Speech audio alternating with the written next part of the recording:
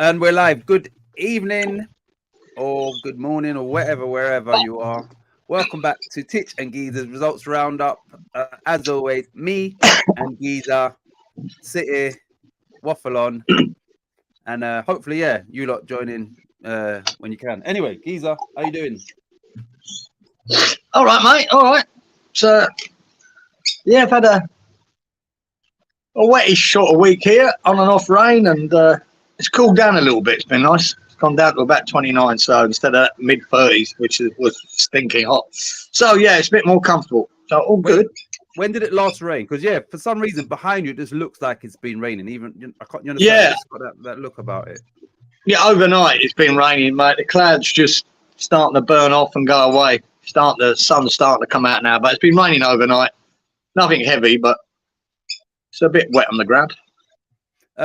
Right, so let me I don't think no one's here yet. Oh no, there are. Anyway, before you sent me that video, I just checked I saw Betis was playing, then I saw that our man had scored, and then obviously you sent me the video.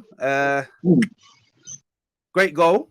And does it just sort of epitomize, you put certain players into a different system, different manager, and you'll see a different player. Coming in from the right as well, Geezer, you know what I mean? Then back. Left-footed. Yeah. Left-footed, cracking goal, yeah. Hopefully, mate, he's a lot happier. It looked like he was. Yeah. Out 4 hours on that. So anyone that didn't know. Pellegrini's manager of Betis as well, so he's obviously re-signed him. I saw that they took him off on the 90th minute, which would just be your, maybe give a little standing ovation or whatever. So, I said it last week just about his move, but I'm really happy for Pablo Fornals. That's put them in Betis into 6th in La Liga, which is a European placement. I know there's a long way to go, but onwards and upwards to Pablo Fornals. And I just hope that Betis now, I'm going to be watching them closely in regards to their results and just rooting for them from afar. Yeah, I will be. Yeah, good for Pablo, man. Really good. I don't know if that was his first game, Titch, or not. No. He came on because I've been checking. I think he came on in maybe the first game he was available. And maybe this is only the second game, and obviously he started, played 90, and then come off with like maybe a couple of minutes to go. So that's full game. Yeah, put him in the team, and he's obviously had an impact. Scored a goal.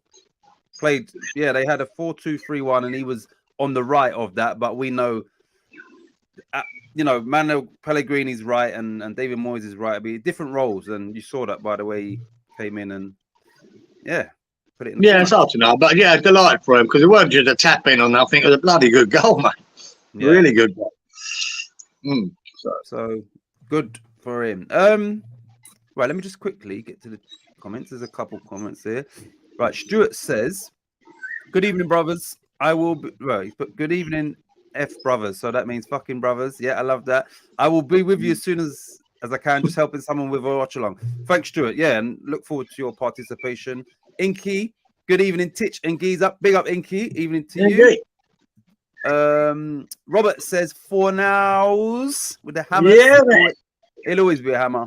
Always. Big up, Robert and Lawrence Watkins from Kentucky. Tuning in from Kentucky. As always, much appreciated. Under 21s lost 2-0 to Chelsea. Was that in a league game, Robert? Right, so as always, got nothing scheduled. But what I would say is Joey Barton sat down with these two guys. I can't remember the name of the I've never seen it. It just popped up on my recommendations. Started watching it, and I think these two guys they say what they want to say, really. They're not bothered about getting count. Whatever. They just whoever they are. I don't know them. One sec. Hi gang. Hi again, Lawrence. How you doing, Malk? That's from Malk. Hey, Malk. Right, so just going back to what we spoke about, which I thought, we were stating the obvious, but it's funny that he's I didn't watch the whole thing. He actually referenced almost what we were speaking about. Now, what he said, it was, quotas being filled, not necessarily the best people, and he's got his opinion on female commentators and stuff like that. But he got onto, I think he got onto where does it end in regards to, he didn't mention the word transgender, but what he did say was this, right? And he wasn't joking. If he didn't have children, he would do the 12-month cooling off. He called it a cooling off period. He would enter the WSL, and he feels he would be a Haaland at 41 in the women's league, right? So, you know, we spoke about that. We said, you know, what stops somebody from just, you know, Ronaldo, for instance, when he's finished at the top level, just doing that anyway. So he said if he didn't have children, he spoke to his children. Like he said, like, you know, I think he's trying to make a point. I would do this. The point, yeah. I will do this. And he said if he didn't have children, he would go all the way and he would do the 12-month cooling off period and he would play in the WSL. And he said he feels he would be Haaland at 41. Yeah, more than that. And, you know, we spoke about this, obviously, and we wasn't speaking, I don't believe, out of turn. We were just stating, you know, the obvious and the facts and you know, where this can go if you know, people is not careful about things. Yeah, because it's open for abuse, isn't it? It's open for people to take advantage of that situation. And no doubt, knowing humans as we do, they will. Yeah. Someone will. More than one. They already have, in my opinion. Especially in that guy in the swimming. You know, he the two guys in the swimming now. They're taking advantage of the rule. Yeah. And you know, the guy who won a national championship in America, because and a young girl loses out on a position in the national finals because of him. And you think, wow. And you know, when he was rated about 450th in the men's, and now he's winning competitions in the women's. You know, I mean, that says it all. Can I just correct you there? You said that the young lady misses out on a place in the finals. She actually misses out on a place in the female finals, which obviously you know what I'm talking about. So yeah, to a man, basically. So yeah. So if anybody, you know, any content, I don't think Mark was here at this time of this conversation. You know, we spoke about the injustice that is, you know, transgender men in female sports. Now, I didn't know at the time that, and I think I spoke to Kieran off air, and you know, I was like, oh shit, you know, and I don't mean to be crude. You don't need to remove your genitals. You just got to do 12 months of whatever.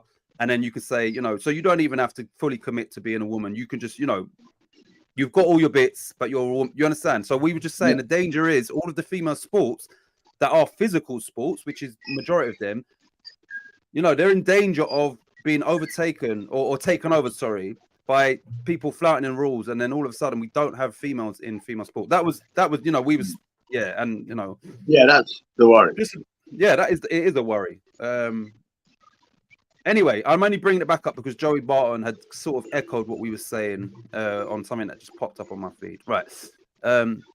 Moving on. Right. Have you got anything you want to talk about, sporting related or whatnot? You know, whatever. Don't know, mate. Not much happened this week, was there? Apart from our game, which was sort of predictable. But even though, I will say that though, but when we did play Man United, we played quite well. But talk about that later if you want. But, yeah. Trying to think anything else. Anything else come up during the week? Sport, life, just not life, but just the news. The Ireland in the rugby went to France and gave France a touch up in the Six Nations. That was a good result. So really Ireland beat France, yeah? Yeah, last weekend I think it was. Yeah, they smashed them over there, which is a big thing.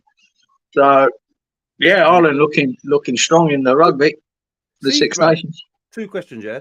Who was the favourites for that game? I'd say it might have been France, because they're at home as well. It makes a big difference. Even though they weren't in the Stade de France, they were in I think that's being refurbed, so they're in Marseille. Yeah. But a hell of an atmosphere. It was really good. But I think France might have been the favourites. But no, they gave them a bit of a touch up, old Ireland, mate. They'll be the favourites for me. Right. Yeah, thanks. That's a good thing. We'll all talk about that. And second, right. Good. Nice one, Robert, as always. Right. So the second thing was, when it comes to Ireland as a rugby nation, is it all Ireland? Is it all of Ireland? Yeah, it's both. It's one of the few sports in Ireland where the Republic and Northern Ireland get together. So it's always the four provinces in Ireland. There's 4 massive provinces, and all of them are involved in the rugby. So there isn't a Northern Ireland team. It's just Ireland. because I've never, and it's just the way you just said it there. You know, Ireland went to, and then I thought you didn't say, I just assumed, maybe it is They've which is good. even their anthem is different. When you know when they do the national anthem before, it's a combined anthem for all of Ireland, not because the Republic's got their anthem. Northern Ireland has obviously got "God Save the Queen."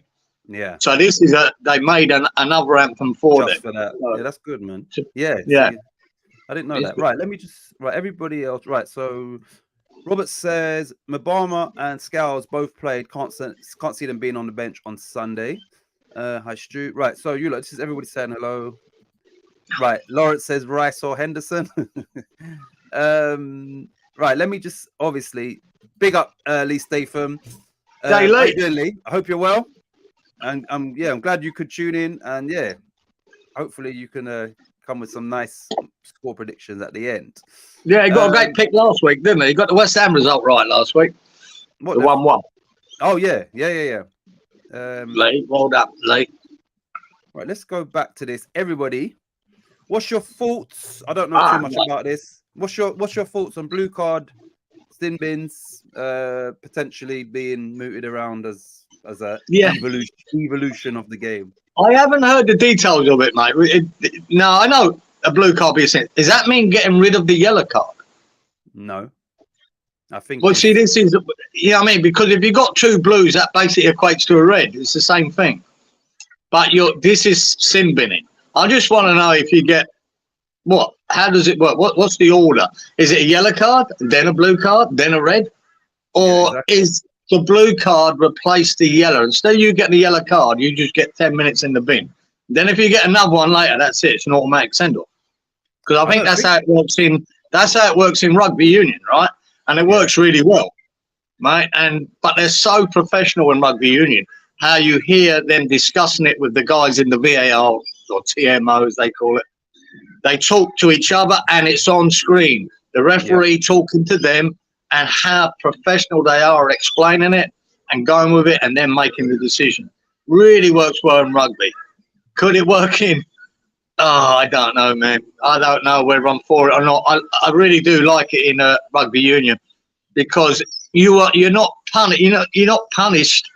Retrospectively. A 3-match ban or whatever you've done, or you're punished in the game, which gives that advantage to the other team. So it should be. You've just tried to take someone's head off, and you get sin bin for 10 minutes or whatever the offence is. You know what I mean? It affects you there and then. And the team do get an advantage for it. So I think it works really, really well in rugby union. And I think if you do get two of them in a game, that's it. It's an automatic sending off, And they've even got it, right, when they're not sure. This is how smart they are on rugby union.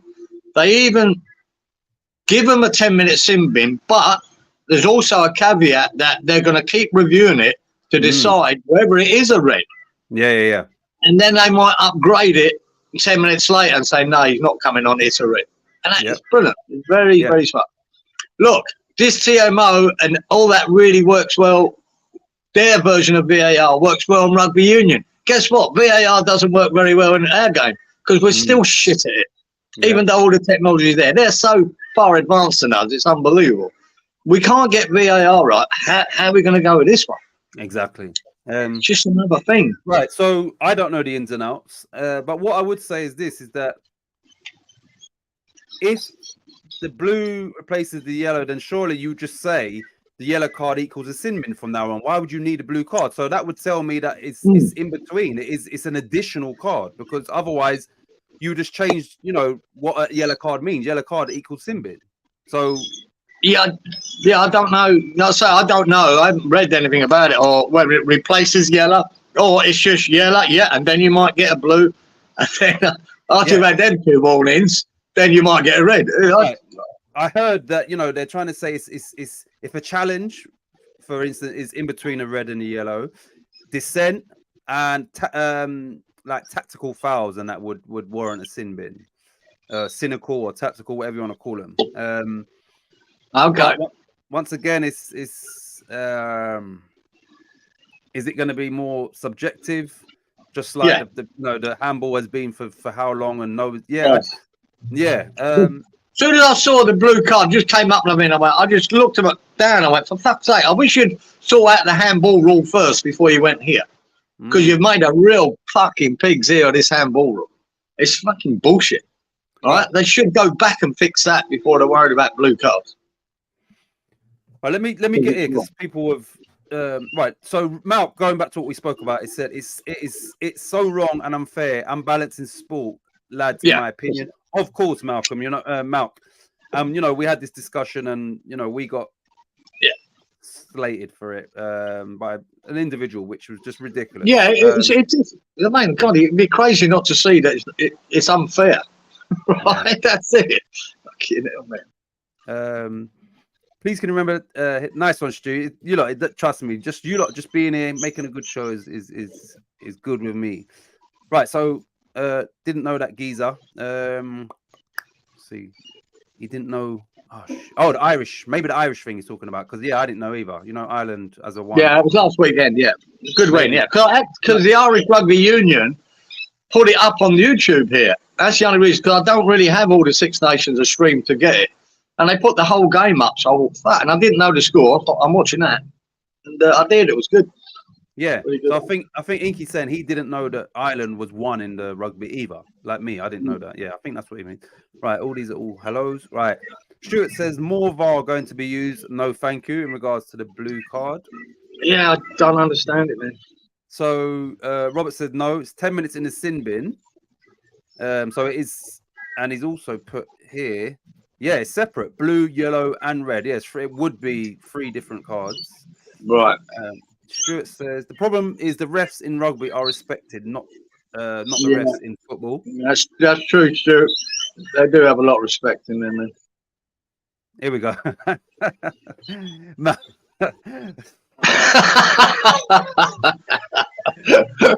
worst thing is, he ain't wrong, is he? Like, you know, he's not wrong. Oh God, what's the rainbow card then? You got to come back on with a skirt on. Yeah, no, that's hilarious. That's a good comment. I like that one. It's true though. You know, that's the way things are going. Like, you know, not just sports, just in general. Yeah. Yeah. Oh God. Let's get that belt. My fault is what happens is the keeper gets the blue. Oh yeah. Well, that's a good point, Robert. Because that's one position you can't use it for. Because in rugby union, you can send anyone off for that 10 minutes, right? But you cannot send the goalkeeper off in football for 10 minutes. Then what's the rule there? You got to then take an outfield player off and replace him with your reserve goalkeeper. How does that work? Yeah, exactly. Because then you're making substitutes just for that period, and then exactly. It would have to be an outfield player from on the pitch. You can't. And another thing with it, Geezer, let's put it this way: you're gonna for 10 minutes in our game when it's up and down, you're gonna get a team then to sit deep and play shit football, kill the game for 10 minutes. You know what I mean? It could be construed as an anti-entertainment fucking rule. Yeah. Because you're down to 10 men. Well, right, boys, let's survive for 10 minutes. Let's sit deep. Let's just boot the ball out. You know what I mean? I can't see that being good for the game. Yeah. So, I don't know, man. So Inky was talking about he didn't know that Ireland was one in the rugby. Just confirm that. No. So Robert says, more time taken up changing the shirt and gloves, slowing the game. Yeah, so if it were the keeper, for instance, the amount of time it's going to take to pick who's going to go in goal. Yeah, who goes? Someone. The jersey. Or are you allowed to bring on your goalkeeper on the bench? No, you know what I mean? I don't know how that works. No. Yes, I don't know whether they thought about this or not. Do you know what this shows you how much of a bad idea it is? Gareth Southgate to me is a yes man for the FA. He basically was like, you know, he didn't say but he weren't for it. He was just, maybe, but, you know, he weren't like trying to be an advocate for it. So if someone like that is like, say they're not sure, then, you know, it's a shit idea. Lawrence says, good point, Geezer. And when does the player come back on? Does he come on after 10 minutes when the ref says, or when there's a break in play? And also, What about the stoppage time during that 10 minutes? Exactly. You know what I mean? Exactly. Because, see, I think see the difference with rugby union, and this is why to me this is mental. Rugby union stop the clock. If there's an injury now, they'll stop the clock. Yeah. Right. So his minutes are still the same. It goes by the clock on the pitch, as it should. So it doesn't change. Right. He's still going to do 10 minutes on the bench. We don't stop the clock. We just add minutes at the end. Yeah. So I had who is there a geezer with a stopwatch standing next to him on the sideline? Exactly. Yeah. I don't. How do you do that? Right. So you could have a 5-minute stoppage. Is that 5 minutes come off his 10 minutes? Well, yeah, that's what Stuart said. Also, there will be players acting like they're hurt for 5 minutes too. Right. This is the thing that boggles my mind. Right. Exactly, and that's another one. You're right, Stu. Like I said, with the negative football, they'll be slowing the game down.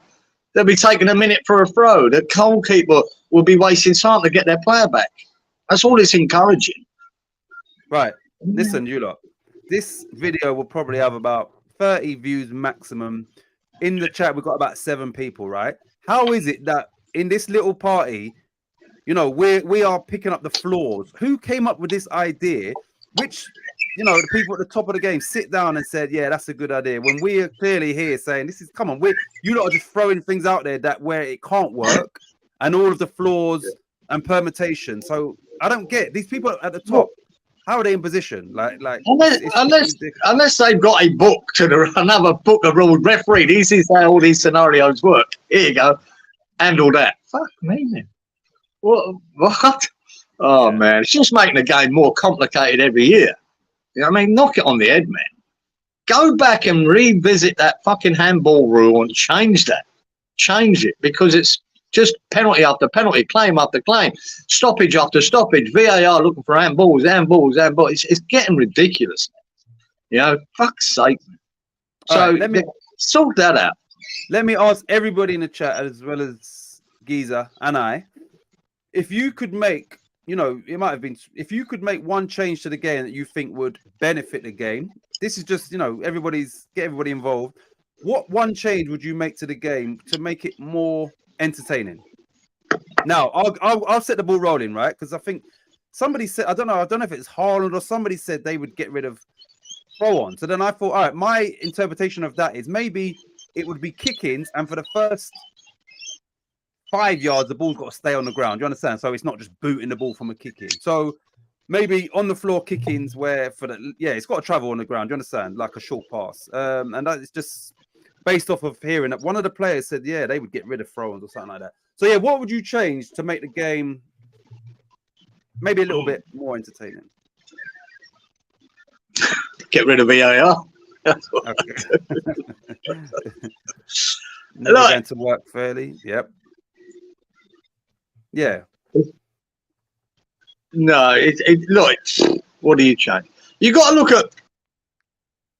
Let's look at the rules going back, you know, even 30 years or last 20 years or whatever, that have worked, you know, in the game.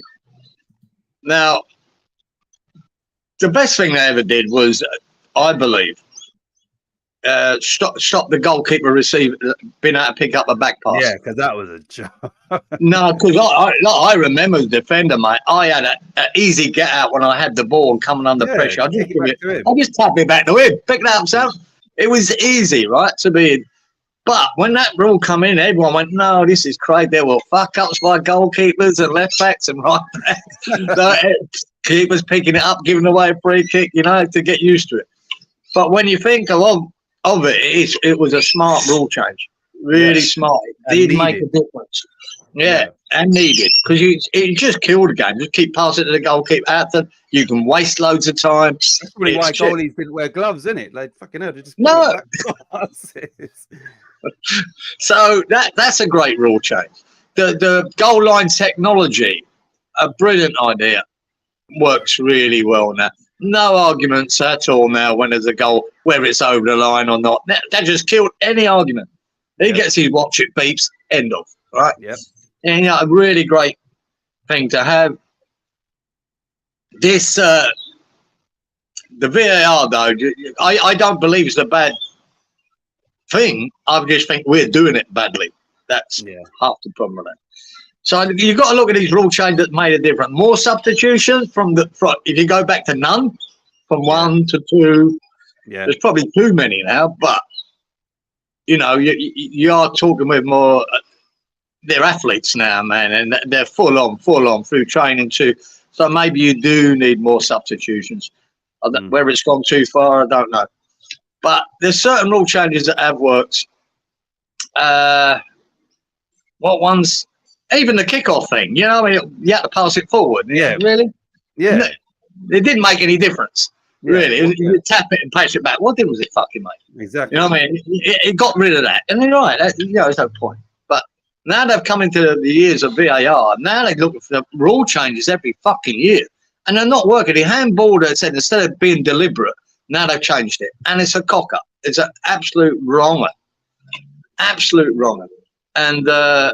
VAR is annoying because I believe they got it wrong. Where you know your shoulder makes you offside. When you've got 99% of your body onside and 1% makes you offside, I think that's wrong. I think if you've got the majority of your body onside, you're onside. Or we go back to just feet. If your feet are onside, you're onside. Your head and your shoulder shouldn't count. Yeah. Well. It's funny you say that's what I would change with that. Just that one, only your feet. Well, Mount says the same. He said foot offside, not shoulder, etc. Right? Yeah, all right. Yeah, Mount. Exactly. If your feet are on, you're on. Not when you're leaning and your shoulders off. That's fucking nonsense. It's nonsense. It is nonsense. All right. What about if now, you know, the argument to that one would be your feet might be onside, but you lean in the squat of your head. So what? Anyway. So what, mate? If your feet are onside, the chances are 80% or so of your body is fucking onside. Yeah. And that's all linesmen ever used to do. When they look down that line, they see that guy in line with the other guy. They weren't looking for his fucking shoulder being offside or his head. They're looking at his feet to that guy, and that's what it always was. And I'd rather go back to that. You're still going to get the inch thing with feet, you know, being offside or not. But I think it'd cut a lot out. You know, it's so quicker to see, is his feet onside? Yeah, look, he's well behind that guy's defender's legs. Done. Instead of drawing lines for his shoulder or his fucking eyebrow. Come on. Okay, so when they're offside, I said before, like for me, changes in the game. I didn't say to make these changes. I said, but to make it would make it more exciting was offside not coming into play until the 18-yard line.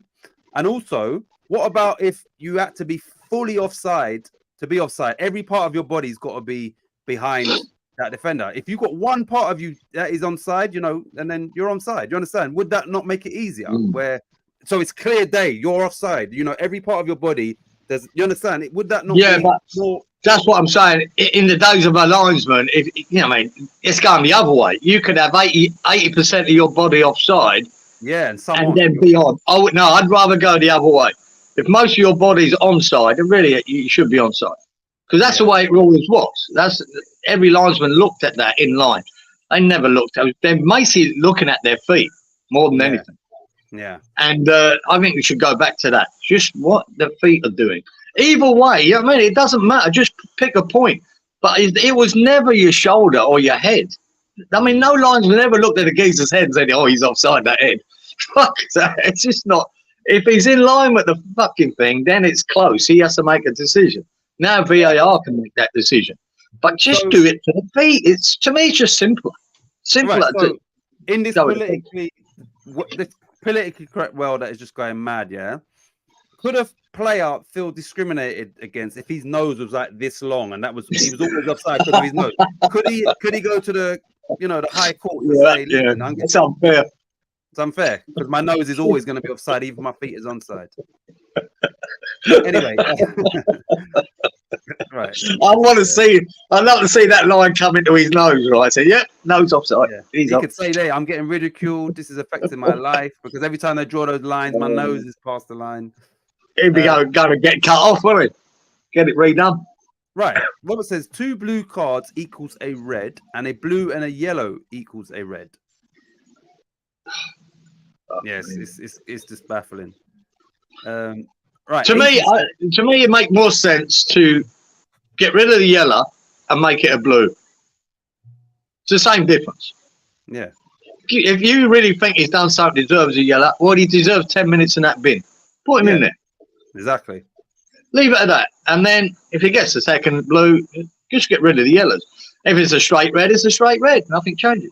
But like I said, if you're going to do that, there's no point even introducing the blue. Just change the rules that a yellow card equals a sin bin. You understand? Yeah, because same traditionally difference. it's red and yellow. They're not bringing the blue because it's stupid. Right. Inky says if a game is drawn, let's have some penalties. Do you think? Right. I think that's a good idea. Where maybe shit. Do you think? Like obviously, if you've drawn the game, you deserve something. But all right, what about if those penalties counted towards something potential at the end of the season if there were placements rather than goal difference? Do you understand? Or no? No, I'm just in my head. I'm thinking about what they did here in the rugby league and why they did it. Yeah. Right. You know, you got the state of origin here, right? It's the biggest thing in rugby league in Australia. It's Queensland versus New South Wales, 3 games. Yeah. And it was 1 year there where they'd won 1 each. New South Wales had won 1. Queensland had won it. Right. Yeah. So they're the holders going into this competition. And it's big here in Australia. It's massive. Right. And in that final 3rd game, it was a draw. Unusual in rugby league. Yeah. Really unusual.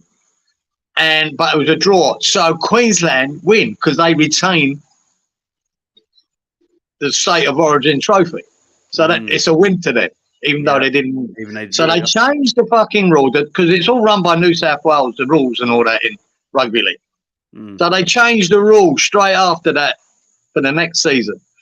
That if it's a draw, any game, then you play another 10 minutes to see who wins. And all they do then is try to line each other and take a shot, over the post to try and win the game. Yeah. You know what I mean? And it was all because of that, because New South Wales lost the state of origin on draw.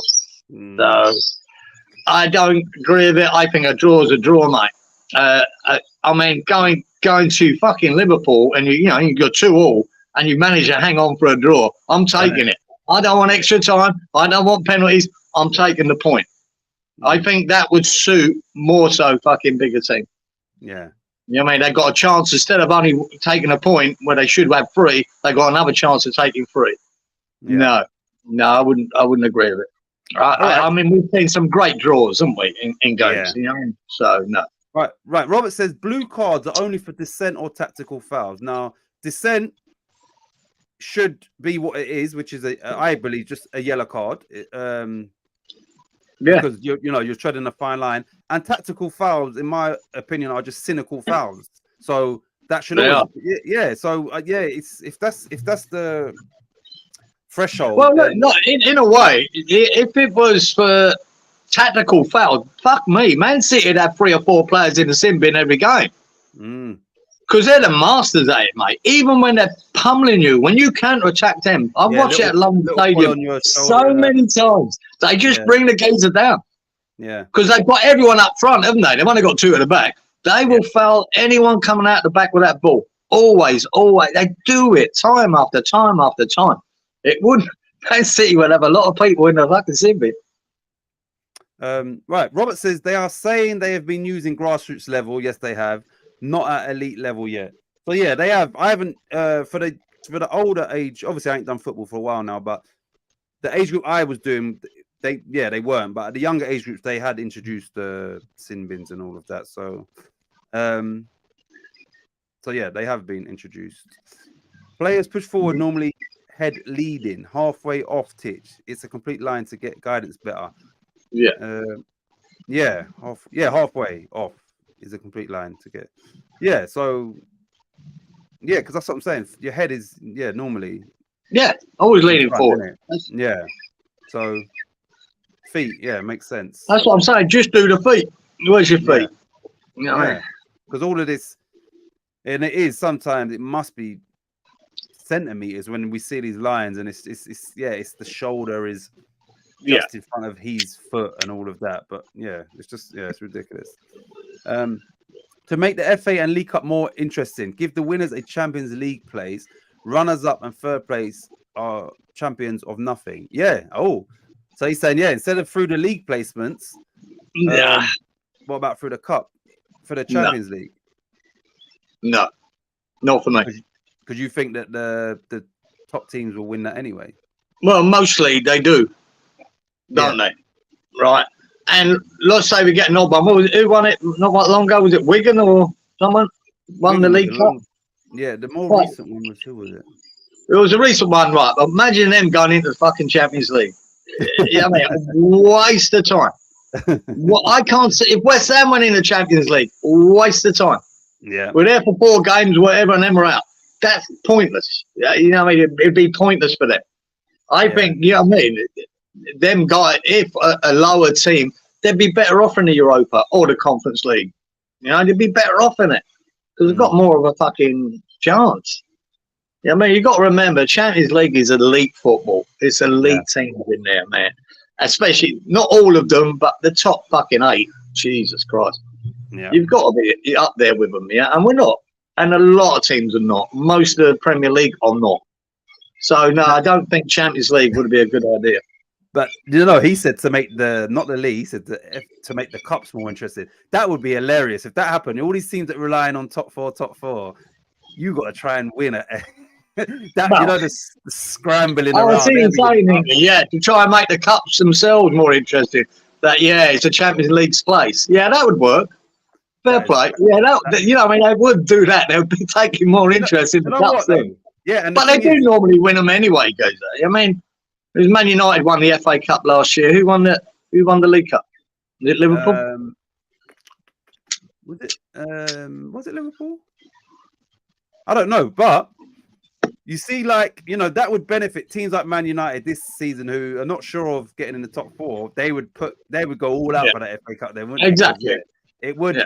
Because well, like I say, Liverpool didn't get Champions League last year, did they? No. But what did they win anything? And Man United didn't. But Man United won the FA Cup, didn't they? Liverpool won the League Cup. I won something. The League Cup, I think. Yeah. Right, let's get through these comments. Malk says, can think of other parts of the body that could be offside then, but that's another story. Yeah. That would definitely put me offside. Mate, if that's putting you offside, you must be where No. Leeds wouldn't get many points. I agree, Rob, for dissent. What happened to the 10-yard rule? What was that? What's the 10-yard rule? I've heard that term. What is the 10-yard rule? 10-yard rule. I've heard that. Oh, no. That's not when for free kicks and that, is it? They've got to be 10 yards back. Yeah, I don't know. That's still it. Well, it's 10 paces. Depends how big the referee's legs are. It's 10 paces. I mean, receding back another 10 yards if the ref is abused. No, I don't think it makes much difference in our game, Robert. I mean, when you're playing rugby, it does. Certain games like NFL would make a difference, nicking 10 yards, when they do it.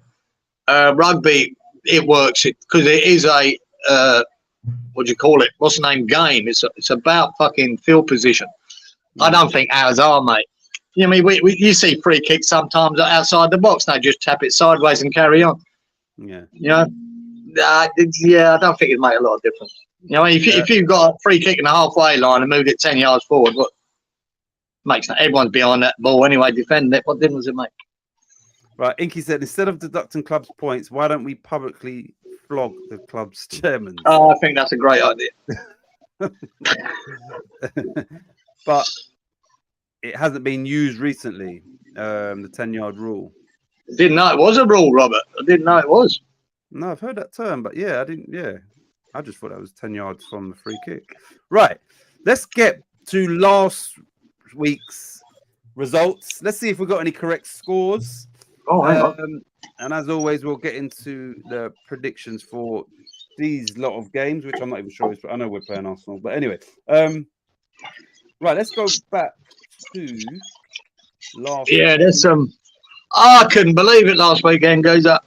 I was watching. Go 25 minutes. Fuck me, man. goals after goals after goals so after many goals, wasn't it? It was a Premier League record, wasn't it? Right. Do you know the number? I can total it up now. Do you know it or not? I can just total It was it. fucking something around 46 or something like that. 47. Right, so in the 10 games, we had 4, 4, 2. That's 10, obviously. 6, 16, 3, 19, 5, 24, 5, 29, 4, 33, 8, 41, and 4. So 45. Is that right? I think you added it up wrong, but I think it's something like that. It's around that anyway. It could be that. Right. Check 8, it again. 12, 16, 21, 26, 29, 35, 37, 41. Yeah, 45. 45, yeah. Yeah. I think he beat it by 1 or 2. I think it was 43. Goals, 4.5 goals a game average. Crazy. There were so many goals. That's what I think. You do well to get a result right this week, mate. With the goals that were going in last week. Jesus. Let's see. Sullivan might like that inky. No Titch scrub scores this week, please. Right. So I don't know if anybody, with all these goals, if anybody have got any of these scores right. Right. So was the first game, was it? It was Brentford v Man City, yeah? Or, yeah. Have I got the right thing here? No, it wasn't. No, Sorry, I've got Everton Spurs. Everton Spurs. Sorry, I'm at the wrong end of the thing. Right, Everton v Spurs finished 2-2. How much of the game did you watch? And then we'll get into what people predict. Yeah, as I've been watching most of the Tottenham games, the full games, and this is the first time that it weren't very entertaining. To be honest, even though the 2-2 draw, it weren't a great game, and Tottenham weren't quite at it. They still got stuffed in right at the death. They should have hung on and won 2-1, really. Yeah. You know what I mean? But Everton nicked a point right at the death. You can see that Everton were targeting their goalkeeper, that Vicario, on corners, just absolutely manhandling and battering him around. And he looked a little bit dodgy with the pressure, you know. Yeah. So they've obviously seen a weakness in that, which I'm sure other teams will take note of. But yeah, Tottenham should have won and ended up 2-2, but they weren't that impressive in this game. Right. What I would say is I've got a lot of respect for Richarlison. He scored 2 great goals. I think because of Everton's predicament, you know, the fact that he was not celebrating, I think he was.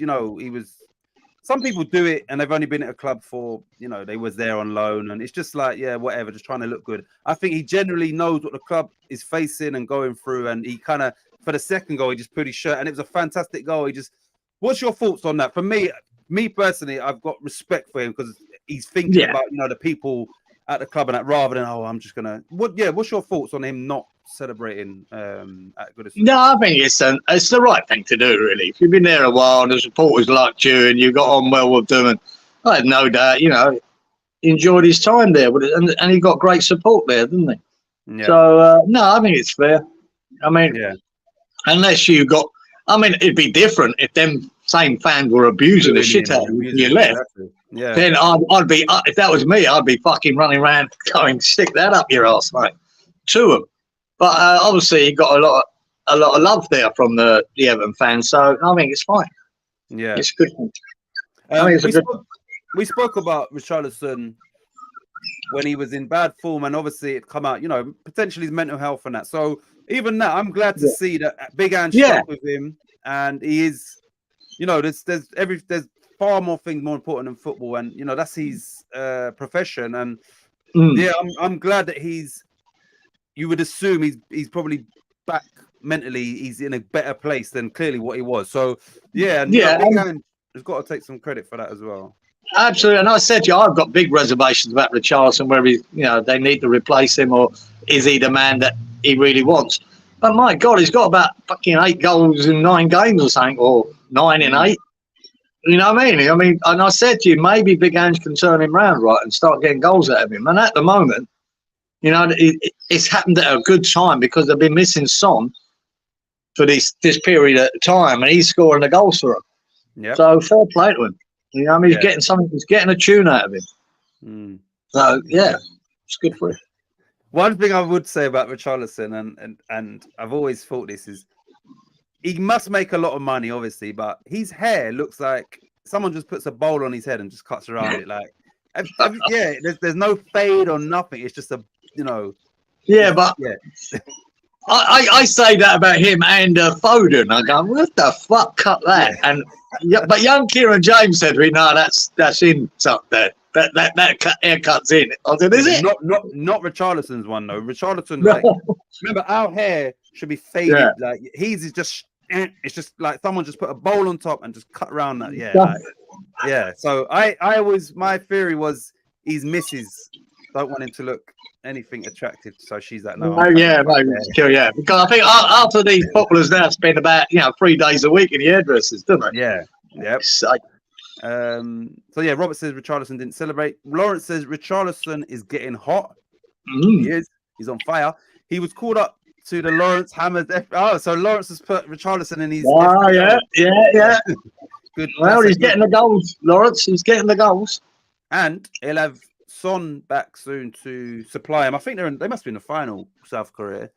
I could be wrong, but I think they must be. Yeah, I mean, I haven't been following it here, but fucking hell, I did the other one. Even though we had 4-0 scoring. What about Mr. Haller? Oh, that goal in for. I haven't seen the bloody goal, but I know he got him to the final. The Ivory Coast or Côte d'Ivoire. Yeah, as we like to say. It was well done, Sebastian Haller, boy. Well done. It was a funny volley. He kind of missed it into the ground and it bounced over the keeper. Now, Ivory Coast, they're the host nation. Yeah. They, luckily for them, the rules for this AFCON had, a couple of the third place teams got through. Yeah. They just about scraped through. They lost their last group game 4-0 to Equatorial Guinea. The manager got sacked. Somebody else had just come in and stand by. Then they was losing in the 90th minute to somebody else and then scored. And then they've been. There was a couple of games they nipped right the best, didn't they? Yeah. Couple of it might be written in the stars or it might be written in some corrupt African. Yeah. More that. Yeah. Oh man, I see. Well, I mean, the one not the semi, quarterfinal that he won right at the death. There was the other African team. Was it Mali? They were attacking the referee, pushing him around. I didn't see that. Is that why? Stop. They always go bonkers in Africa, don't they? I mean, real bonkers at referees trying to kill them if they lose. They always want to kill them. And you go, man. Probably because they all think they've paid off the ref and only one team. Yeah, well, they're probably so bent over there. We gave you money. We gave you money. Lawrence says, our strikers are always good on other teams. Yeah. Moyes had 4 nails. Moyes had Haller. Moyes had Felipe Anderson, who, like I said, he went back to Lazio and was performing really well. Right, so let's go. What do we pick? For Everton v Spurs? Did anybody pick 2-2? I picked 3-1 to Spurs. You picked 3-1 to Spurs. Wally went 1-0 to Spurs. Stu went 2-1. Unlike Stu. To Spurs. Inky said 2-0 to Spurs. Robert said 2-0 to Spurs. Lawrence said 3-0 to Spurs. Mount, only one with a draw, said 1-1. So you got the draw right, Matt. Well done, Matt. And Lawrence I've just gone through VAR, and Lawrence did actually pick 2-2. So 10 points for Lawrence there. Yeah, well, you can fuck off because my word is gold. That's it. Whatever I write down, and I don't care if I write it down wrong. That's what it is. Right. What's the next one on your list? Is it? No, you tell me. What was next? Newcastle Luton. Okay, I've got that as well. Newcastle 4, Luton Town 4. Luton scored 4 in their previous game when they beat Brighton 4-0 at home. So 8 goals in the Premier League in 2 games for Luton is crazy. And I'll say it every week. Luton obviously had the worst start out of all of the teams in the Premier League. Maybe 4 or 5 weeks into this show, this is our 21st episode, Kieran did say that of the 3 promoted teams, he's seen something in Luton that, he feels if any of the 3 teams, maybe it's them. And he's obviously spotted something that maybe, the rest of us didn't in Luton Town, and they are out of the relegation zone. Like I said, 8 goals in 2 Premier League games there's not many teams that can boast a record like that. So anyway, we all know there's no point going through the scores because we all know no one picked 4 all. But well, we will do anyway. But yeah, what did you watch of that game? And yeah, what's your thoughts once again? Yeah, it was, I'm trying to remember all the bloody goals. There was so many, man. So many. They went 4-2 up, didn't they? Yeah. That's right. And then they pulled 2 back. Yeah, it was a mental game, mate. Goals everywhere. I should look at the replay before I come on because I'll forget what happened at the weekend. But yeah, it was a good game, mate. Great fun for the neutral. Jesus Christ. A fair play to Luton. Because like I said, if they're going to survive, it's going to be their home form that's going to get them over the line. So to pick any points up away from home, anything is a real win for them, mate. To get a point up in Newcastle, that was amazing. So Harvey Barnes made it 4-4 in the 73rd minute. That obviously left 17 minutes, and then they still had 7 minutes of added time. So there was like, it might have been 10. They said 10 on the thing. But anyway, let's say it was 7. That's 24 minutes. You would have thought that you would have got another goal at least, wouldn't you?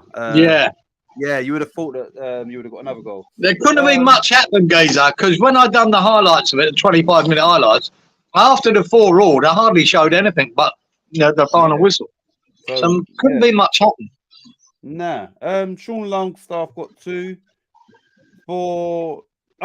Listen. So somebody put on, I don't know if it was Facebook or whatever, somebody put, they're criticizing Gareth Southgate. They're saying Gareth Southgate could have went to Newcastle v Luton and they named all the English players, right? Now, let me just through this here. Right, so the English players in that game were Dan Burn, Anthony Gordon, Sean Longstaff, who scored 2, Lewis Miley, the 17-year-old prodigy, Jacob Murphy, Kieran Trippier. That's 1, 2, 3, 4, 5, 6. And then for Luton, we had Adebayo, Ross Barkley, Clark, Doherty, Mengi, Morris. Anyway, Osho, who scored, who's quite young. So you had about 12 English players, and realistically, maybe 7 or 8 of them that potentially could be part of your squad, right? So that's the prime game to go to. Do you know where Gareth Southgate was? Who was he watching on that day? I'll give you a clue. He was in the Netherlands. What, in the Netherlands? Yeah, who was he watching in the Netherlands? In Holland? Who's moved to Holland recently? I just can't think. Who's gone to Holland? From Saudi Arabia. Oh, you're fucking kidding me, are you? He went to watch Jordan Henderson at Ajax. Yeah, really? He chose to go and watch Henderson rather than a game like this where you've got a whole plethora of English talent. Anyway, that's Gareth Southgate for you lot. But that's his favourite, isn't it? Jordan is his favourite. Yeah. What are you going to see? What are you going to learn about Jordan Henderson? Anyway, so yeah, if anybody wasn't aware of that, then now you are. It's just ridiculous. So yeah, Stuart knew. Well, if ever you need a confirmation that he's going to be in that squad, yeah, there it is. Ridiculous. Gordon left on crutches. But Robert, I heard on Sky Sports News today that I don't think it's too serious, and he might be available for this weekend's game. I think.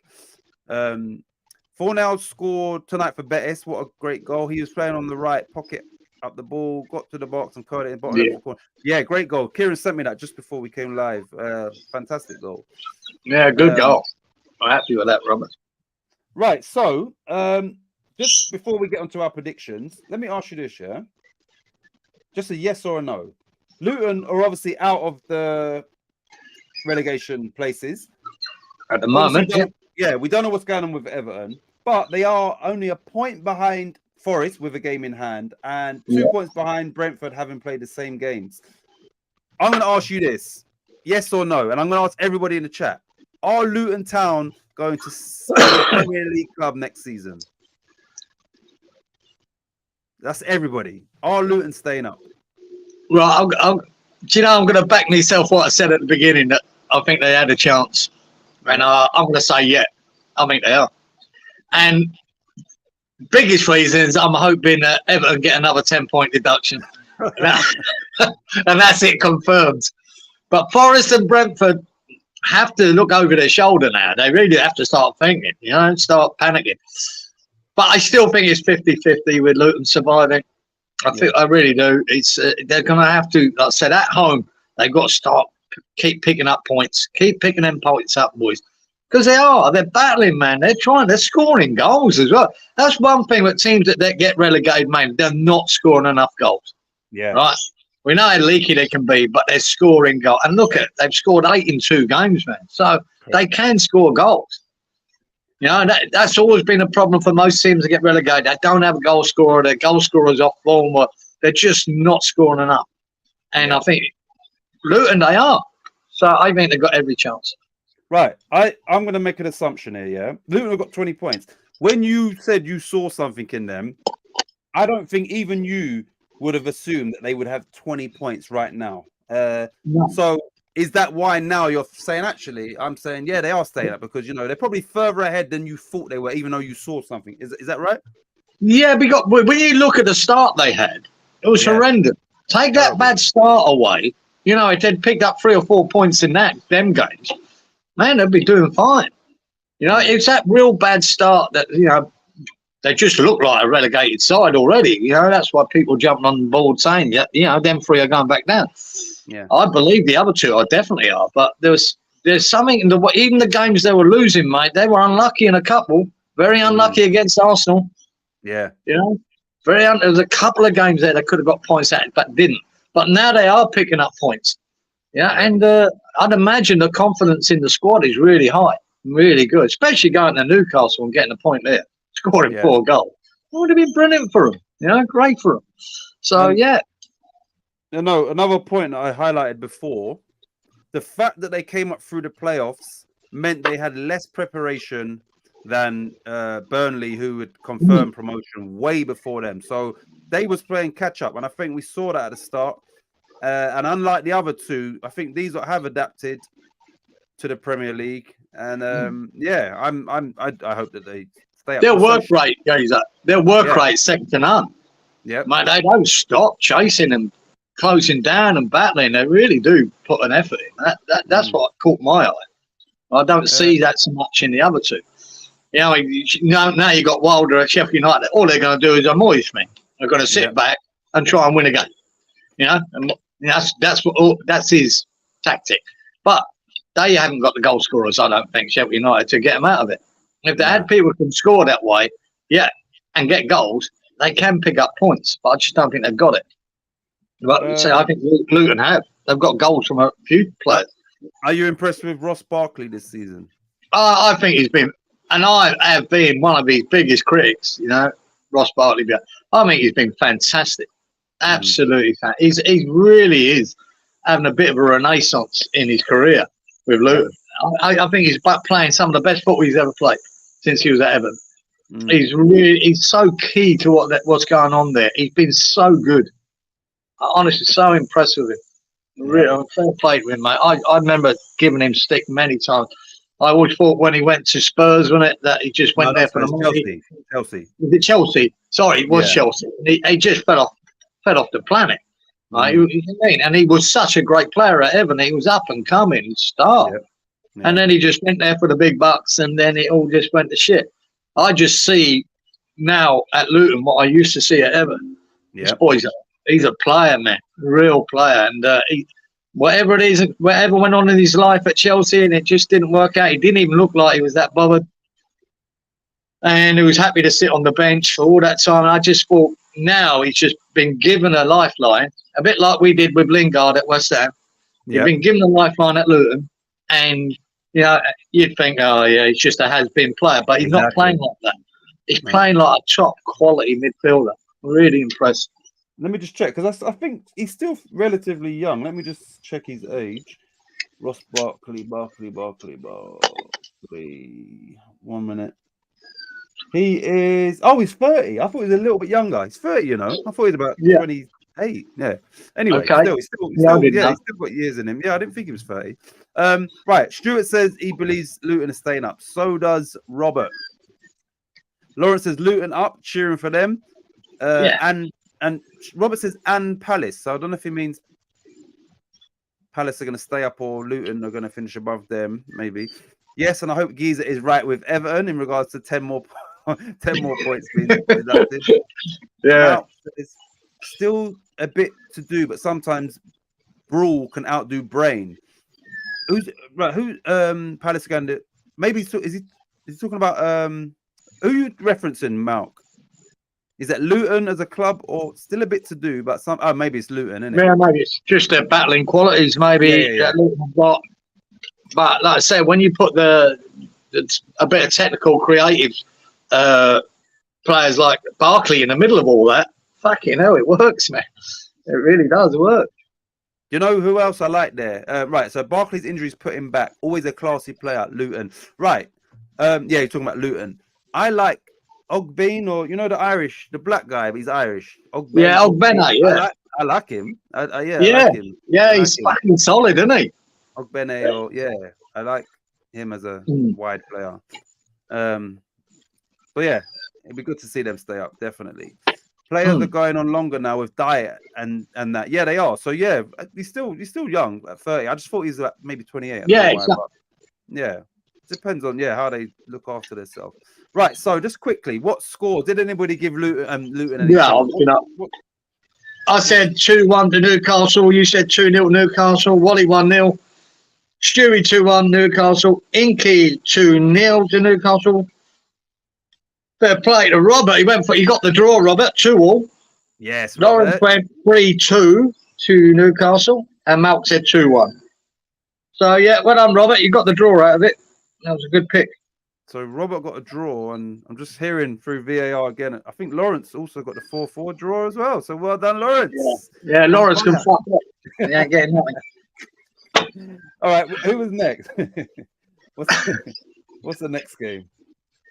Was it Burnley or no on your one?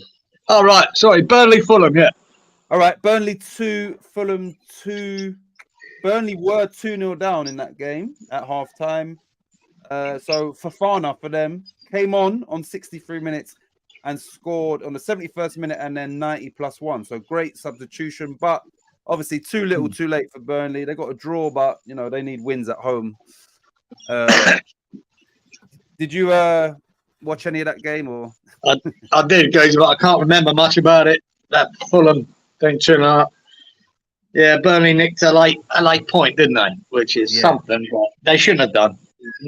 Fulham should have put that game to bed, but they didn't. Yeah. So yeah, one of them. They got a point out of it, but I'm not sure they deserved it, but they got it. Yeah, it's a point towards relegation, and isn't it really? Yeah, I think so. Yeah, so they need points on the board, especially at home now, don't they? They need, like I say, if Luton are going to survive, they're going to grab their points at home more than anything. And Burnley, that's it, a point at home this stage. No, you need to be winning some games, and they're not. But Fulham ain't an easy team to beat at the moment. You're not sure what Fulham's turning up, but when they're good, they're good. And maybe Fulham took their foot off the pedal because like 2-0 up. Maybe they just off the ball a bit. Yeah, maybe. You wouldn't have assumed Burnley would come back. Lawrence is exactly TI 4-4. Book it, Geezer. 4-all. Right. So what did we pick for this game? Yeah, I picked 3-1 to Fulham. You picked 2-1 to Burnley. Oh, yeah. Close. 1-0 for Wally, of course. Yeah. Stu went 2-1 to Fulham, which it should have been. So did Inky went 2-1 to Fulham. So did Robert went 2-1 to Fulham. Lawrence went 2-1 to Burnley. And Malk again gets the draw. 1-1. So 1-1. Not big score, but I'll give you credit for getting the actual result right, which was a draw. So he was right. And once again, Lawrence got the 2-2. So Lawrence is on fire this week. Yeah. Lawrence, I've just scrubbed out the rest of Lawrence's scores because I don't care. Right. So what's the next game? Is Brighton Palace on your one, or is it someone else before that? Yeah, okay. Brighton Palace. The M23 derby. Brighton 4, Crystal Palace 1. It was 3-0 at half time. But yeah, Did you watch any of that? Thoughts on both teams, like in regard to where do they go now? Like, where's Brighton going to finish, and where's Palace going to finish? I don't believe Elise and Eze started, did they? I think Elise is injured. I think they brought on one of them during the game late, and then I think he got injured again. Oh, that was Elise then. Yeah, sorry, he brought on Elise, and then he had to come straight off. And Eze, where's Eze? I think he's injured. Yeah, he's injured. Yeah, so he didn't play. And what I've been saying about Palace, you take Elise and Eze out of the game, they're fucking shit. They look as bad as Burnley and Sheffield United. Wow. And it proved in this game. They were dreadful. I mean, dreadful all over the park. They didn't have them two creative players. They didn't have that spark. And Brighton just dominated them, mate. Tore them apart. Brighton did what they do. And they played really well, Brighton. But, man, it was easy. Can't remember who scored for Brighton. Lewis Dunk scored the first goal. 1 sec. Right, Dunk scored. Then that was in the 3rd minute. Then it was Hinshelwood. Then it was the guy that has been compared to Messi from Carlos Tevez, Buonete or whatever, the young Argentinian. Then Mateta scored for Palace, and then João Pedro once again scored for Brighton. And apparently it was a fantastic assist, I think, from Danny Welbeck for the last goal. I think that's what they said in commentary. It was. Yeah. I'm trying to remember it. But it was from Welbeck. It was quality. I do remember saying that. Fucking Welbeck still... You can turn it on here and there, old Welbeck, mate. He's still doing a job. Doing a job. But, yeah, they were too good, Brighton, mate. And they were just so poor. And I think desperation came in and they put bringing him on because he obviously weren't right for not starting him. Exactly. And then he went off. Whatever it is, it pulled it again or done it. So it was just, I think it was a hamstring because he was running and then he just... I think it was. You know, my memory, I think it was a hammy gazer because that could be in for 6 weeks, Gabe. You know what I mean? That's just crazy.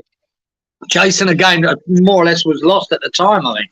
It was. That was crazy. At the time. Yeah, they bought him at half time and 10 minutes later, he's off the pitch. Now, that says 10 minutes, but there could have been at least a minute where there was they're discussing. And so maybe within 9 minutes, 8 minutes, he was, boom, he's got to go off again. So, which will obviously make the injury even worse.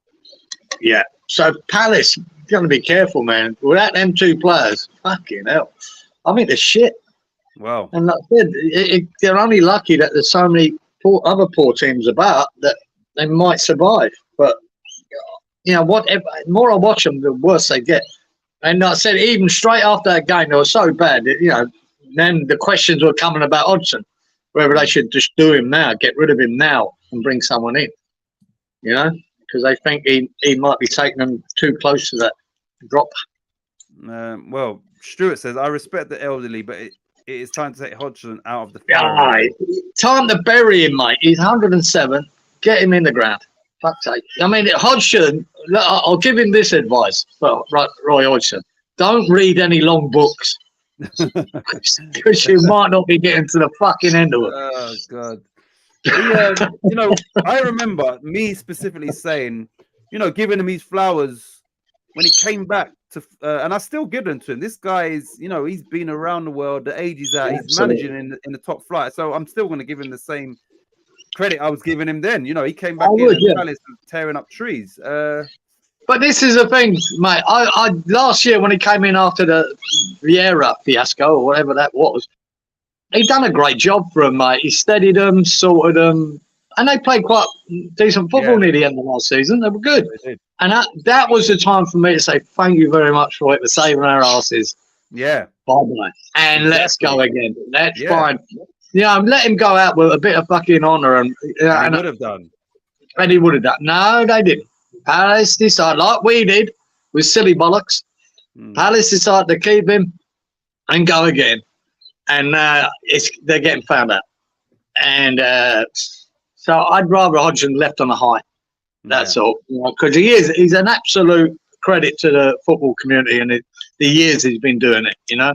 And the poor old fucking looks a bit lost. And he's still trying, man. What, he's 77? You know, and he's still passionate and still trying to make it work, you know. I just think it will end in a sacking. Right. Simple as that. So this is what I would do, and I mean this. If I was I would, I think it's Steve Parrish. I would call him in and say, look, Roy, I'd give him all of the appreciation that he deserves, and I say, look, this is what we're gonna do. I'd have somebody lined up, and I would say, look, Roy, outwardly we'd say, look, you're stepping down because you feel you've taken him. So he can walk away where he's saying, look, I've decided, I don't feel I'm right up to it. Rather than them sack him, I think they could come to an agreement where it looks better for Roy Hodgson. Yeah, that would be nice, but I would walk up to him and say, "See you later, Roy." Yeah. Thanks for that. But you're too old, brother. No, but it would be nice if they could cut the sun. But the trouble is, if you have another 3 or 4 results like this, they can't dilly-dally about being nice. They've got to just make a decision. But what's best for the club?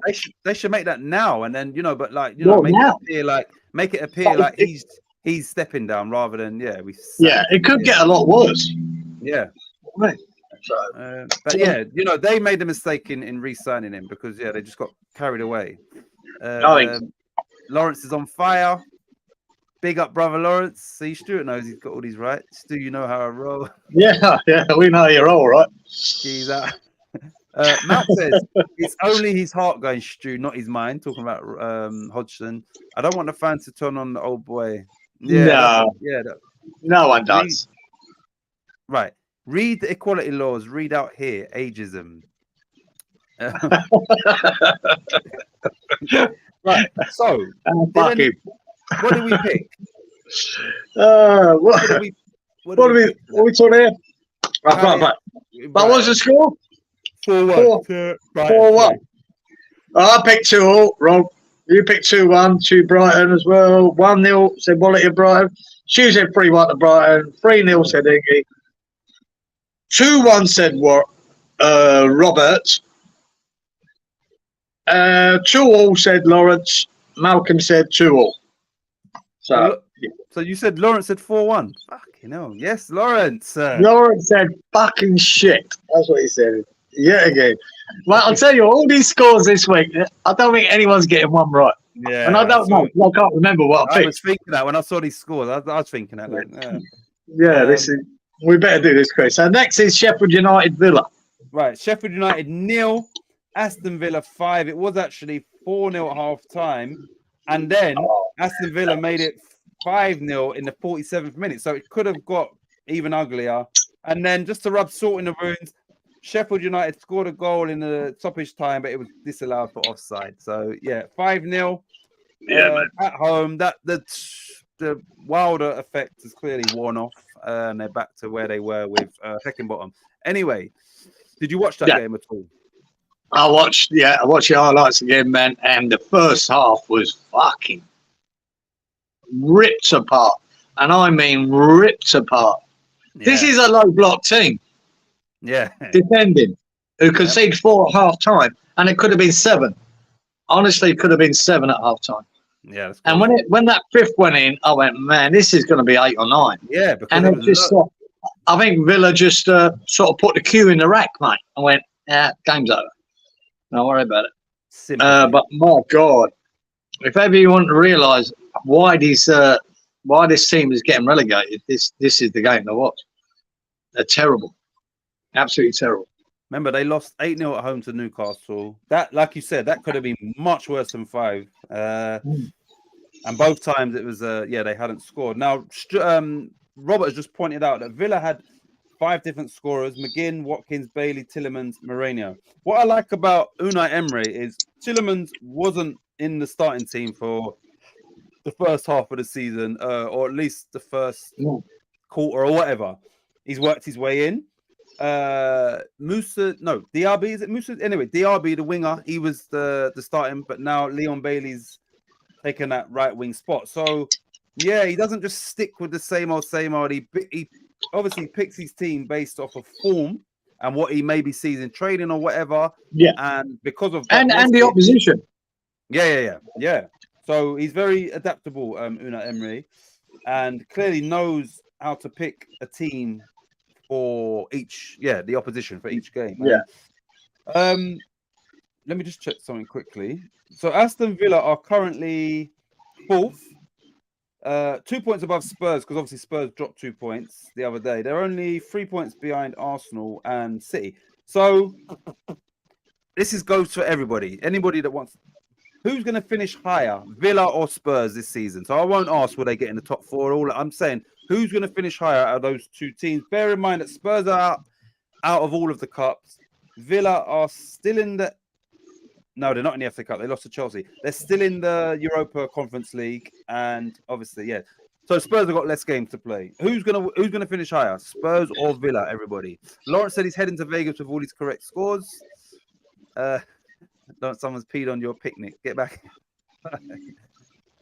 You're on fire, Lawrence. Get away from the barbecue, says Robert. Right. Lawrence says Villa to finish higher. Stuart says Spurs. Spuds. Who are you saying? I'm saying Villa. It's a tough one, though. Yeah, it's a tough one. It's a tough one. Yeah, it's hard to know. I think Spurs are still a bit raw, mate. It's still not quite the team that Ange wants there. Where Villa, I think, are more. Unai Emery's got a more established team, and players that he wants, and he's got goals from all over in that team, man. And McGinn, I think McGinn's been great for him too. Really good. Really good. And that Bailey and the pace they've got, Villa. Watkins can score. And another one, as well. Yeah, he scores. He can score, man. They've got a lot of goals in them, Villa.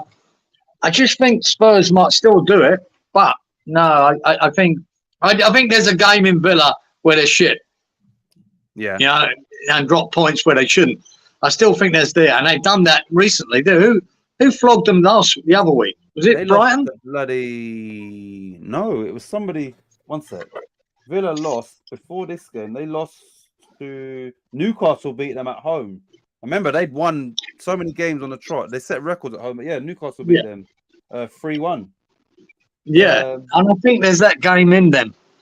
Then they lost full strength, lost to Chelsea at home 3-1 in the FA Cup as well, which obviously they took that seriously and obviously lost that game. Yeah. So are you saying Spurs then? I'm going to say Spurs just. Yeah, I just think Villa won't hold on. Inky's not sure, and Malk says Spurs as well. At the moment, it's a toss-up to me. It's tossing coin. It's tough. But, yeah, we'll see. Robert says Villa, fingers crossed. Right, so what did we pick for Sheffield United v Villa? What did we? Well, I bought Villa to win 2-1 or 2-0. Yeah. You said 3-1 to Villa goes up. Wally said 1-0 to Villa. Stu said 2-1 to Villa. Inky 2-0 to Villa. Robert went 3-1 to Villa. Lawrence, fucking idiot. 5-0 to Villa. He said 3-0 to Sheffield United. What's that? Nah, I don't believe that. You're trying to. That's what's written here, mate, and that's all that counts. What's written here? All right. 5-0. And Malk said 2-1 to Villa. 3-0 to Villa. Lawrence said 3-0 to Sheffield United. Well, that's what's written. Oh, that's all I got, mate. I think he's stitching you up because I'm sure. Well, either way, he's fucking wrong. So that's it.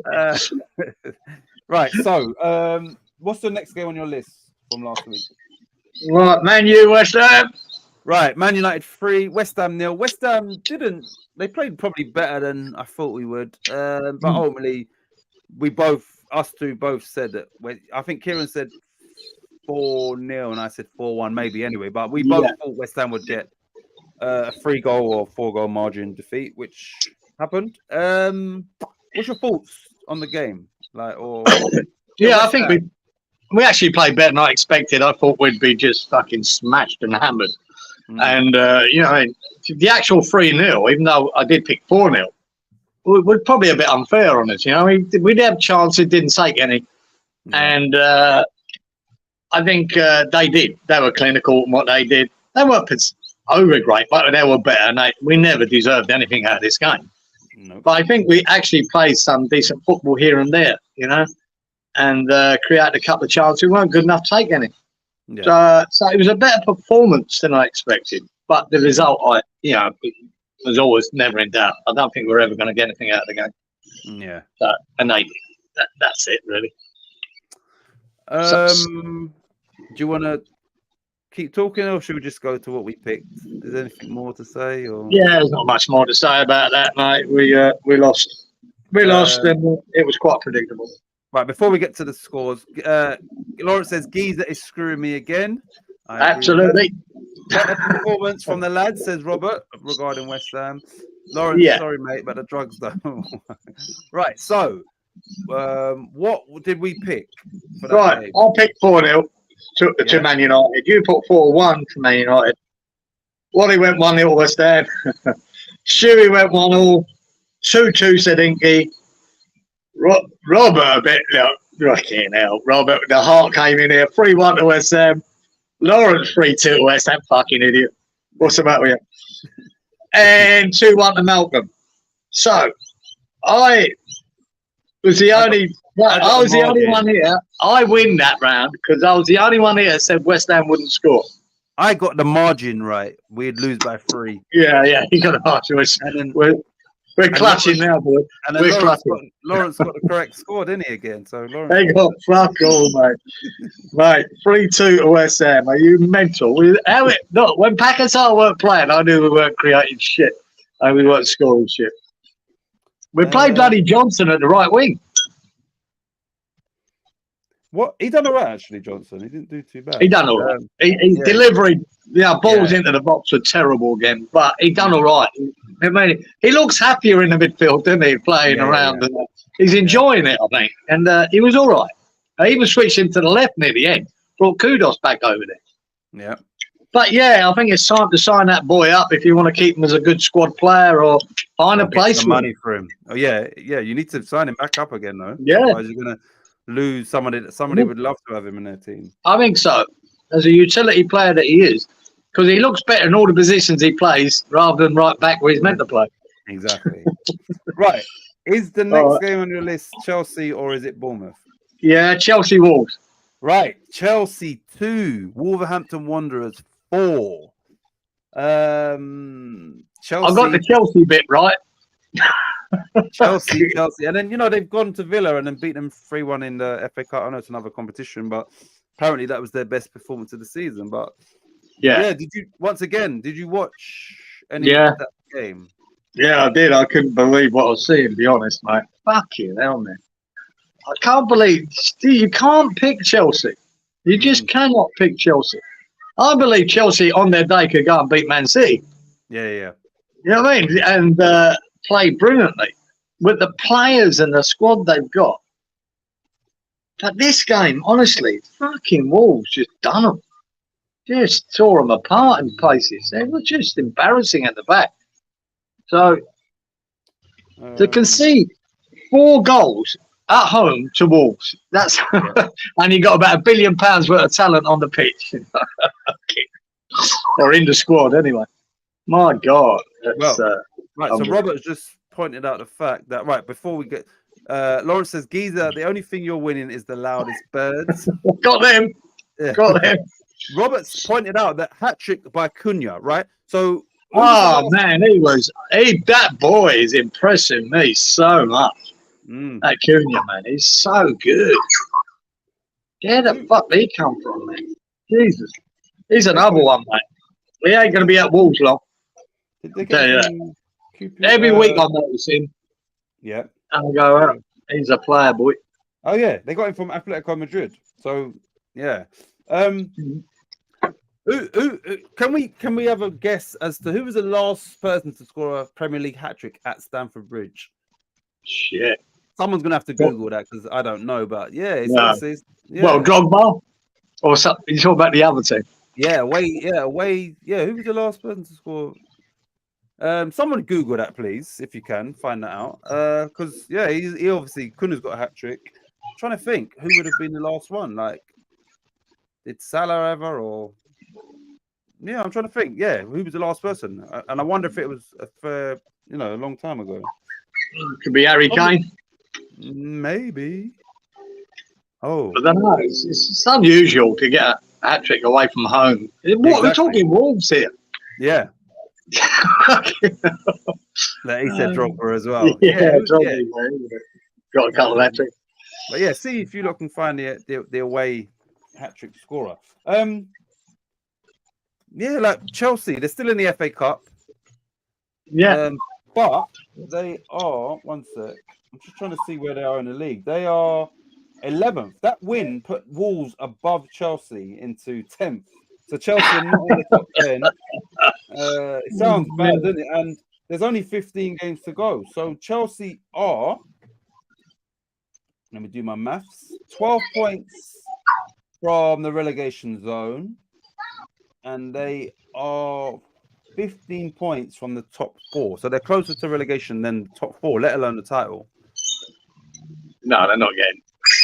They're not getting anything. They're not even getting top 6. So, like, they're just so hit and miss. I did see the highlights of the FA Cup game they played in the week. The goal by, was he Enzo, the free kick? Yeah, I heard that was meant to be. Oh, where was it? It was Payet-esque, you know. Yeah, I haven't seen it. Yeah, it was a cracking free kick. Yeah, great free kick.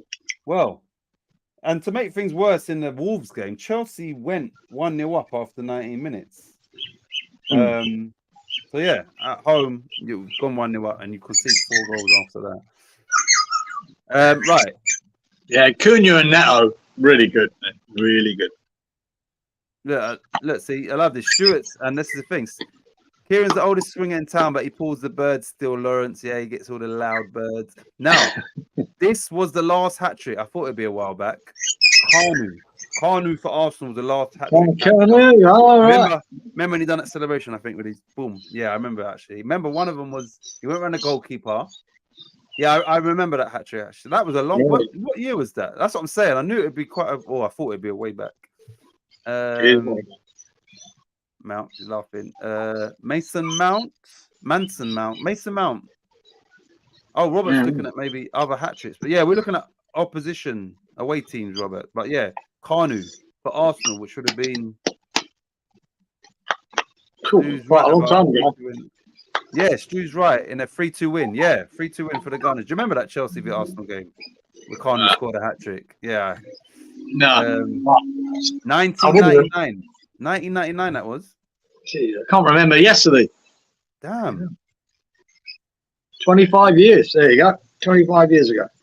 Damn. I didn't think it was that long when I asked the question, but Jesus. 1999. Run through them scores. Right, so what did people pick? Did anybody give Wolves any? Nah. Oh. What was it? The score? 4-2. 4-2 Wolves. Well, I said 2-1 Chelsea. You said 3-1 Chelsea. Wally said 1-0 Chelsea. Stu went 2-1 Wolves. Yes, Stewie. Fair play, Stu. Inky went 3-1 Wolves. Ooh. Good effort. He got the margin and the result. Yeah. 2-2 said Robert. 2-1 said Lawrence to Wolves. Well done, Lawrence. I'll give you half a credit. 4-2. And Matt said 3-1 Chelsea. And this is the thing with Chelsea every week. You don't know what's turning up. See, Pochettino, I'll tell you what. He's got to be looking over his shoulder, mate. They might be tapping in and going, mate, we might need someone else here. I heard they can't get. They said they can't get rid of him and his team because of the financial fair play. So that's possibly why he's still there. But he could go on and win the FA Cup, couldn't he? So yeah. You know what I mean? So yeah, Mason Mount was Chelsea's last hat trick, and that was against Norwich. Lawrence says Prince loved that year. I was dreaming when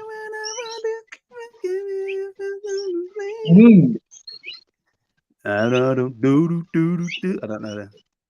You know that. Do you like that song? Yeah, I didn't mind it. Yeah, I like Prince. Oh, he's all right. Very creative. Yeah.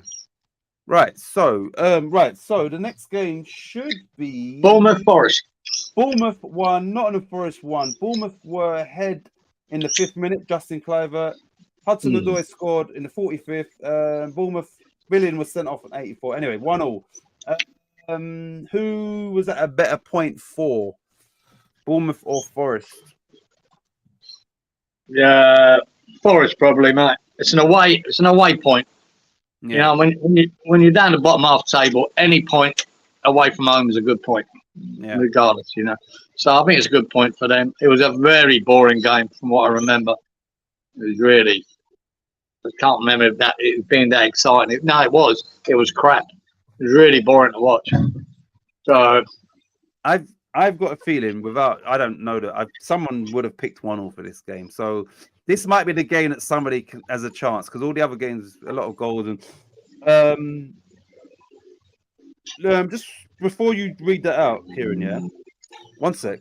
Forest, or if you were to pick Forest, Brentford, let's take Luton out of the equation. Forest, Brentford, or Everton. Which one of them would you say would be joining Burnley and Sheffield United? We'll just take Luton out of this. So, Brentford, Forest, or Everton, which one of them would you say is going down if it were one of them teams? yeah, Everton, because they're going to get deducted 10 points. Again. I don't know. I think all three of them look shit. I really do. Everton, I think, are crap, but I think Everton just might do enough, but they might not. Yeah. But look, if I'm going to back Luton to stay up, one of them's got to go. Yeah. You know what I mean? It's hard to pick, man, because they're all looking so bang average. And let's say that's not excluding Palace. Palace, exactly. When you think of, you know, if Elise and Eze are missing, God, they need to shape up a bit. So yeah, it's hard to pick, to be honest. Tough one. I know who I'd like to see Everton go down. That's what I'd like to see. Right. Robert says, did you hear the league might be taken to court over this FFP stuff? No, I didn't hear that, Robert. No, I didn't know that. Whom? By whom? By clubs or?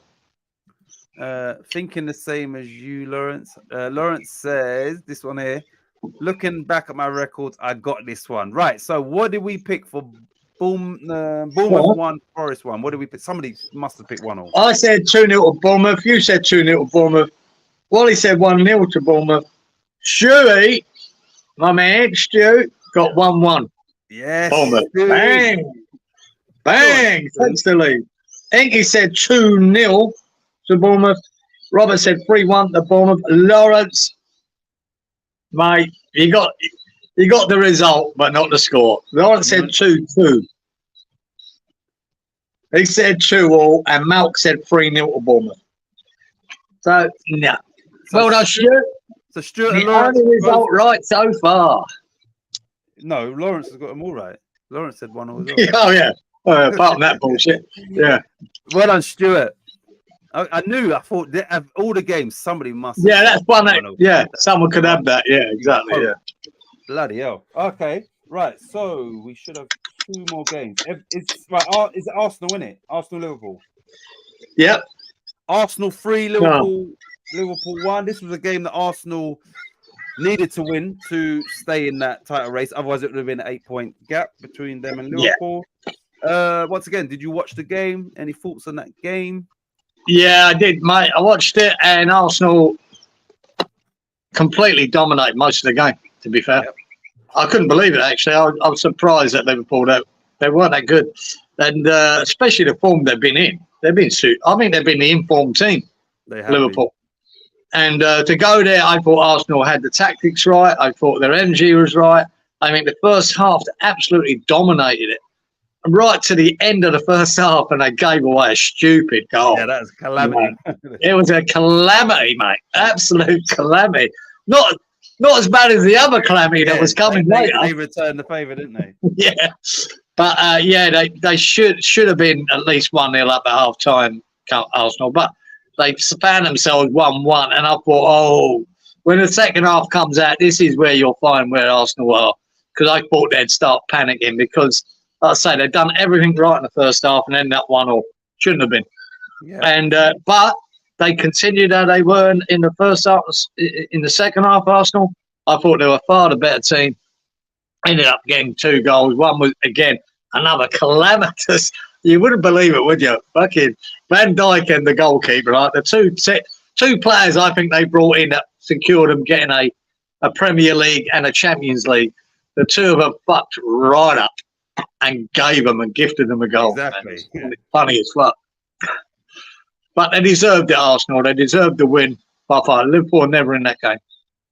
So, 1 second. What was I going to say? So,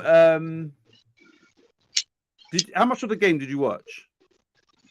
I think I'm not sure if I've done the big long 40-minute one. Might have done that. Yeah. Before a bit, but go on. Maybe not. I'm not sure. Declan Rice, obviously, I watched that game. Declan Rice had another really good game. Did you see enough of him in the highlights? Jorginho. Yeah. Jorginho was good. Yeah. Really good. Yeah. And that's, Jorginho and Havertz, people that, they got them from Chelsea and people thought, all right, they're now on the decline in that. But yeah, when Jorginho can put in a performance like that, then I think you still have to give some credit to Arteta where he's almost revived him because, people would have thought, all right, Jorginho's just going to start, declining now. Like they've got rid of him at Chelsea. He's gone to Arsenal. Yeah, but he's still maintaining those high standards when he is picked as well because he's not always a starter in that team. Yeah. And Rice kept snuffing them out as they're coming forward as well. He kept, he gets that foot in where other players wouldn't. He's nicking the ball off of it. He was really good, man. Him and Jorginho looked really good together. Yeah. Really did, I think. But they were good. It was good for the competition because, like I said, Liverpool would have went 8 points ahead. And I was all over. Yeah. Mate, like you said last week, so this is a must-win for Arsenal, and it was. If they lose that, they're out. They're out that race. It was as simple as that. This was a 6-pointer. If ever you're getting a 6-pointer, and they thoroughly deserved it. I was surprised at Liverpool. I didn't think they were that good in the day. I think the tactics Arteta does, as much as I hate that prick, it was bang on. He got everything right. But there you go. Stuart says pure guesswork for his 1-1 for the Bournemouth game. Yeah, well, we're all guessing, Stu. Some of us guess better than others. Yeah. Arsenal got 6 yellow cards in that game. Yeah, because I think you have to pay like a certain fine for getting 6. Yeah, I think so. Yeah, you get a fine for that. You get a smack in the wrist, and when they're paying games at 350 grand a week wages, little fine ain't gonna bother them. Right, I think I picked 2-1 for this game. But anyway, what did we pick for this game? I believe it was 2-1 for me. I did. I picked 2-0 Liverpool. Wrong. You picked 2-1 Arsenal, sir. Not bad. I thought so. Well, he went 1-0. Well, I picked it for him. 1-0 Liverpool. Shuey said 2-1 Liverpool. Inky. Did he? 3-1 to Arsenal. Well done, Inky. Go on, Inky. You know what I mean? And I wouldn't mind. I know that because when you said so, I misheard it and I wrote down 1-1 or something. And then I crossed it out and put 3-1. For Inky. Yeah, because then I read it, I saw the comment and went, oh no, it's 3-1. Well done, Inky. Good pick. Good pick, Inky, sir. Robert went 4-2 Liverpool. Oh, Lawrence, 3-1 to Liverpool. Oh, you look at him. Lucky, yeah. And Malk said 1-1. Yeah. Hold on. I'm just hearing in my ear that Lawrence did actually say 3-1 to Arsenal, but you wrote it down. Not on this fucking bit of paper you didn't. There you go. Right. And Klopp subbed Trent off. Shock face. I may be to sell my predictions. Inky. Well done, Inky. Well in, Inky. Geezer, he's laughing at you. Geezer, typo. Yeah. Lawrence, I know.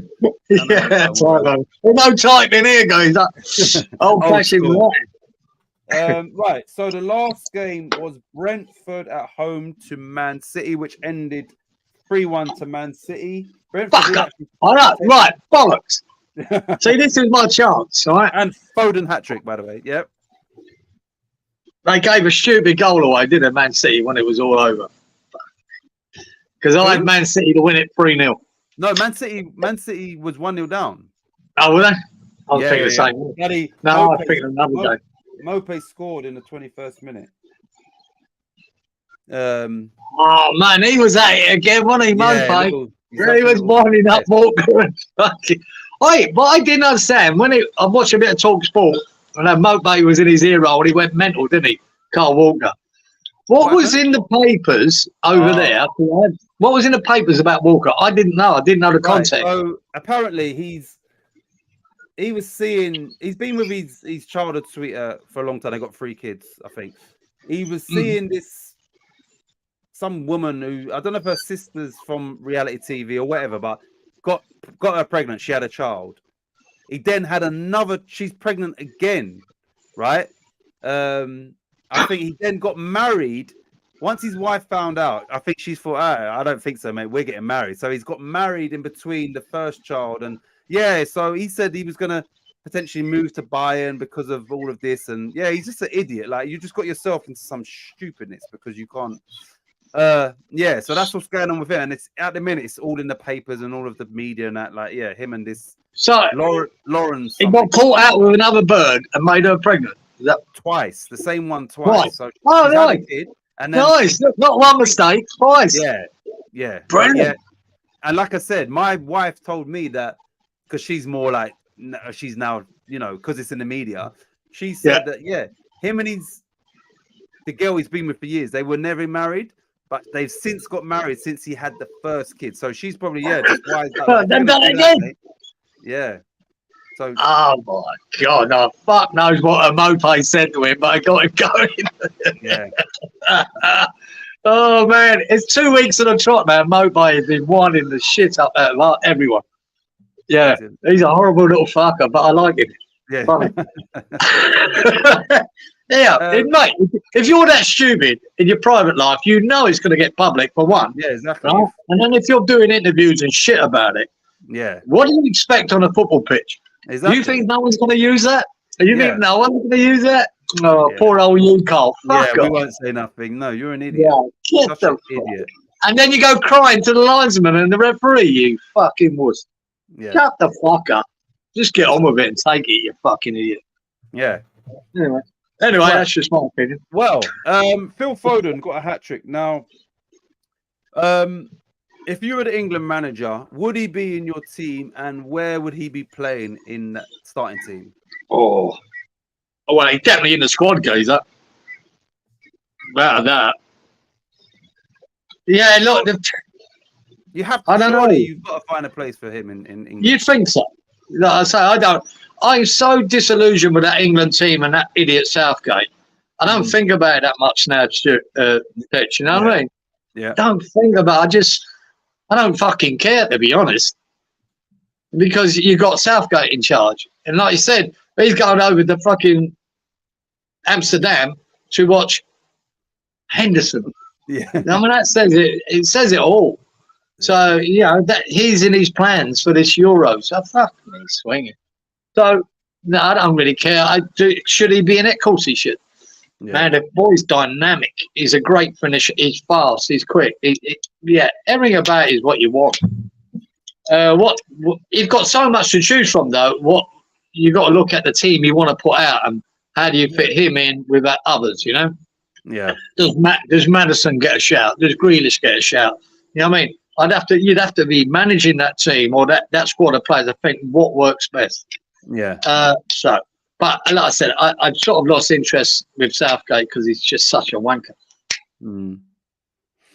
All right. So I think what I was trying to get to is how highly do you rate Phil Foden? Foden's class act, absolute class act. Right.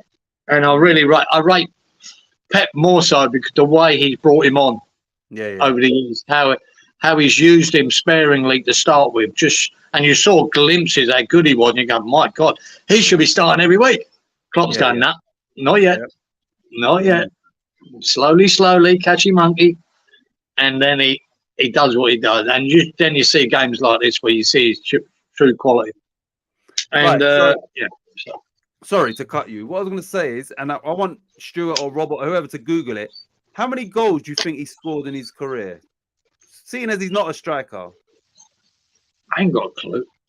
Like, I think he scored at least 100 goals for Man City in all competitions. Really?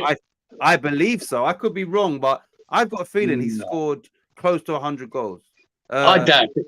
No, I'm going to guess he's not that much more than 50 to 60. And right, really? somebody Google Yeah, I might be wrong with How many years we talking about Titch? Yeah, since he started kicking it. How many years? I'm not sure. Right, one sec. I could be 100 is a bit stupid for me actually, but I think he's closer to 100 than he is to 50. I believe. Oh, I don't think so. I'm right. I know him. Right, he made 75. It's a draw. He made his debut in 17-18 season. Only played 5 games. He's only 23, so he made his debut at 1, 2, 3, 6, 7, 23. Oh, as long ago as that. Oh, yeah, you might be right then. Didn't think it was that long. But he's only 23. That's what I'm saying. And he's not. There's certain strikers that don't. I still think around 60 for me. Yeah, 50 to 60. That's what I'm in my head. I'm guessing. I'm fucking guessing, man. Right. Yeah, Lawrence is guessing 65. Right. I've got his Premier League goals here. He scored 6, 15, 24, 25, 35, 43. Right. I believe from this is 43 Premier League goals. Domestic Cups goals 43, 45, 48, 49, 50, 53, 45, 58, 60. International Cup 60, 63, 64, 65, 68, 71, 73, 74, 75. And then that's 75. Oh shit, 75. Imagine that. Yeah, I think it's 75, which you said would be bang on in the middle of what we just said. Yeah. According to that, maybe 75 goals in all competitions. So Robert's got 74. Maybe I've done that wrong, but I think it's 75, Wow. It's about But yeah, it's a lot of goals for someone so young, and he's not a striker, obviously. And it's 74 goals for a 23-year-old. Yeah. You know what I mean? It's a lot of I didn't you don't think about him scoring so many goals, which obviously you don't know. I wouldn't say I would never have gone that high. I might have scored 50, but yeah, it's impressive, isn't it? It's impressive, man. Robert says Liverpool are thinking of changing the manager, Klopp's brother, Clippity. Clippity Klopp. Clippity Klopp. Robert, you need to need you to hear Antonio said Mope is the most hated player. That says it all, mate, doesn't it? He must be a right prick of a geezer. In your ear all the time, man. He's a nasty bastard. But I like that. I like that in me too. I want him in my team doing that. Why not? Foden is class. Always liked him. I would guess 65, 52, 74. In total, Foden has played 180 times for City, scoring. Yeah, but that's not in all comps, Stu. He scored. It's either 74 or 75. Robert said 74. Maybe I just added up wrong and got 75. Yeah. But yeah, it's either one of those two. In all 52 in the league, then. Yeah, maybe in the league. I mean, he isn't far behind Antonio, is he? Antonio's had a whole career. Yeah. Crazy. Right, so that's that done. Right, so let's get on to this round of fixtures. So you're going to get... Hang on. Oh, yeah, our scores. My bad. What do we predict for this? Brentford 1, Man City 3.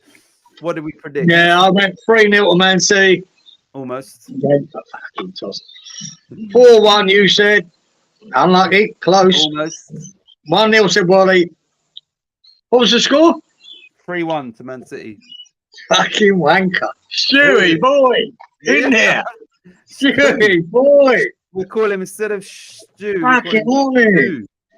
Yes, Stu. Oh, no. Fucking Inky. 3-1 to Man City.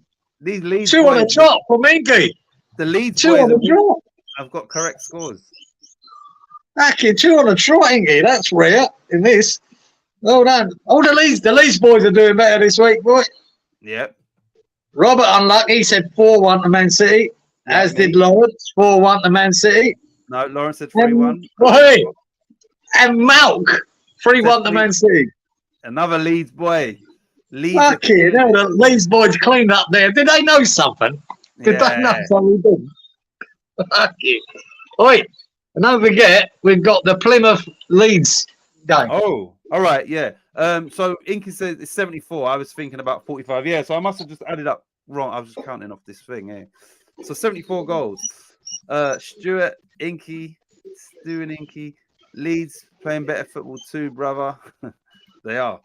Right, so right, that Leeds game, I'm sure it went to extra time. One sec. Leeds. I think it went extra time, you know. Yeah, it did. Right, so it finished Plymouth 1, Leeds 1, and then in extra time it finished 4-1 to Leeds. So 1-0 was the. But if anybody did say 4-1, we'll accept that as well, regardless of whether it's extra time or not. So if anybody said 1-0, we'll have that. And if I lost my pen. Anyway, so it finished 1-0 and then went to what? Penalties? No, then it went extra time and it ended up 4-1 to Leeds. So if whoever's got 1-0 or 1-4, you can right, okay. You'll have it. Yeah, because it's whatever. Oh no. Who? These fucking Leeds boys are taking the piss, I'm telling you. Oh, no. I said 2-1 to Leeds. Wrong. You said 3-1 to Leeds. Wally said 1-0 to Leeds. Sherry said 1-1. Did he? Bang. Wow. Inky said 1-1. Oh my days. Well, word. What is going on here? Robert said 2-1 Plymouth. Lawrence said 2-1 to Leeds, and so did Malk say 2-1 to Leeds. So Inky can shoot again. Yeah. So after this week goes up, Inky, that's 3 on a trot for Inky. Yep. That's fucking quality, goes up. So Inky's got 3 right. Stewie's got 3 right. Malk's got 3. Malk's got 3 right. Did he get 3, Malk? Yeah. Oh my lord. And no West Ham people got 1 right. Unless no, it's not. I just sorry, he didn't. Malk got 1 right. He got 1 right. So Burnley Fulham. What was the score there? No, he got that right, didn't he? Burnley Fulham. 2-2. No, he got the result, didn't he? Didn't he say 1-0? Yeah, that's right. Yeah, I sort of flicked it because he got the result right, not the score. Shouldn't have done that. But yeah, he got 1 right. But he still got 1 right, whereas Inky got 3 right. Stewie got 3 right. And we got fuck all. And Inky got 3 in a row, the last 3. That's impressive, man. Imagine having a bet on that, Inky. Last 3 games. You've got some money. And especially as you picked a draw. Was it 2 draws in that? He definitely picked 1 draw, which you get no, he picked 2 3-1s and the 1-1 draw. Wow. Well done, you lot. Yeah, that's not easy to pick any score, let alone 3. I think Leeds win it this week. Yeah, by fucking a long way. Shit. Robert says, Inky, what's your lottery numbers? Malk said, Kieran picked mine, so if wrong, that's my excuse, and I'm sticking to it. I would have said 4. I did, Malk, didn't I, for that game? I picked you 2-1. We weren't far away. Lucky dips. Right, so no, seriously, well done, you lot. Because yeah, that's crazy. 3 out of 11. Right. How long we right? Oh shit, we're nearly reaching 2 hours. Right. What? Let's get on to this week's games, including leagues. Yeah. So should do it. Fixtures. Right. So the first game is Man City at home to Everton. Everybody, get your scores in. We've got Lawrence, Stuart, Robert, Inky, Malk. Should be 5 people in the chat, I think. Lawrence, right. Robert, I'm just going to go straight away. Fuck it. 3-1. I'm going to even give Everton a goal. I should have. You go 3-1, yeah? Yeah. Right, here we go. These got to put their scores in. 1 sec. Get this off my screen. Super leads. I always let you pick mine because I trust you. Yuck. Right. Robert says Man City 5, Everton 1. I need to think more now because what's going on with all these These lot getting all the correct scores. Inky says 4-0 City.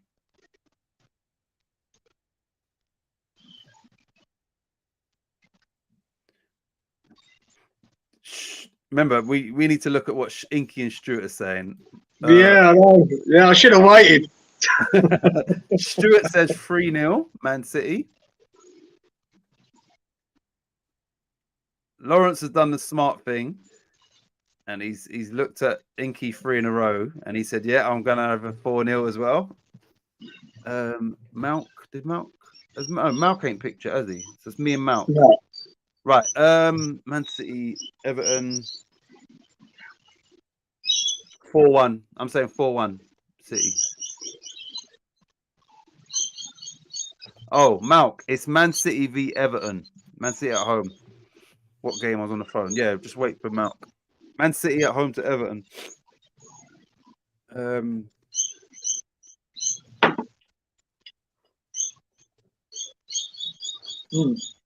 Let's see what Malk says. Right, Malk says 3-0 City.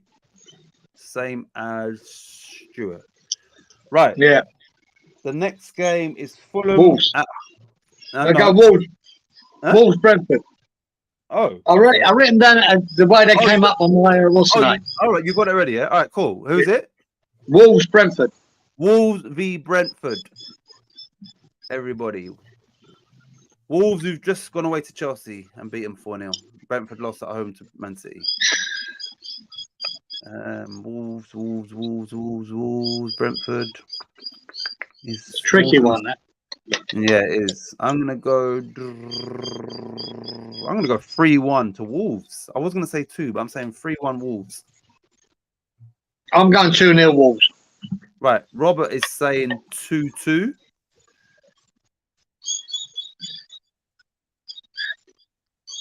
Malk says, "What's the next score, Leeds lads?" Because he knows.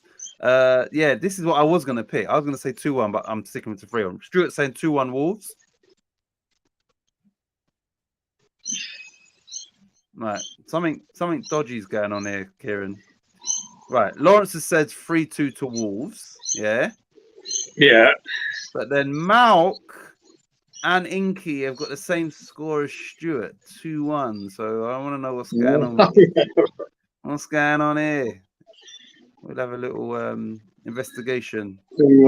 Yeah, I must say that's not a bad pick. 2-1. I've gone 2-0. But I was gonna say 2-1, but I thought 3 anyway. Sticking to my 3. But yeah, we'll have to we'll get Lawrence to look into suspicious. Tell you what, the next one I've got is a tricky game. All right, what's the next one? Because we've got everyone. Spurs versus Brighton. Tottenham Hotspur v Brighton and Hove Albion. Everybody. Yeah, I need to get. Yeah, actually, I get Wally to look into any suspicious prediction patterns. These 3 here. Yeah. Spurs. Actually, I'll tell you what I'll do, right? Yeah. You know Wally's got his system. Yeah. Because he's not here, is he? No. What I'm going to do, let's pick a number and then we'll pick it whatever team. Because he does that, doesn't he? It's either 1-0 all the way through. And 2-1. So we can pick the team, right? Yeah. So should we pick a 2-0 for Wally? Yeah, 2-0. Right. So Man City Everton, we'll give him 2-0 to Man City, yeah? Of course, yeah. Wolves Brentford. 2-0 to Wolves. We'll give him 2-0. I'm going to get all the credit for it. Well, we can decide. Spurs Brighton. 2-0 Spurs. Oh, right. That's a tough. Yeah, because they're at home, surely. That's what he's getting 2-0s all the way through. See what happens. Yeah. He'll probably get more correct than we are, and we're actually thinking about it. Right, Malk says, win together, lose together, side before self. We're all on the phone to each other. All right, thanks for the information. Incriminating information. I'm just waiting for what you lot are saying now. Just waiting to see what you So's Lawrence. Look, watch this. Stuart says 3-1 to Spurs. Stewie, 3-1. And then Lawrence is being very smart, and he says, I'll have a 3-1 as well. Thank you to Spurs. Good one, Lawrence.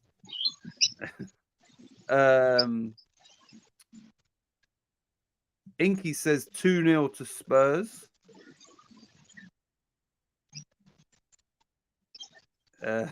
Lawrence says Wally just called me 0-0 up the board. Robert says 3-all.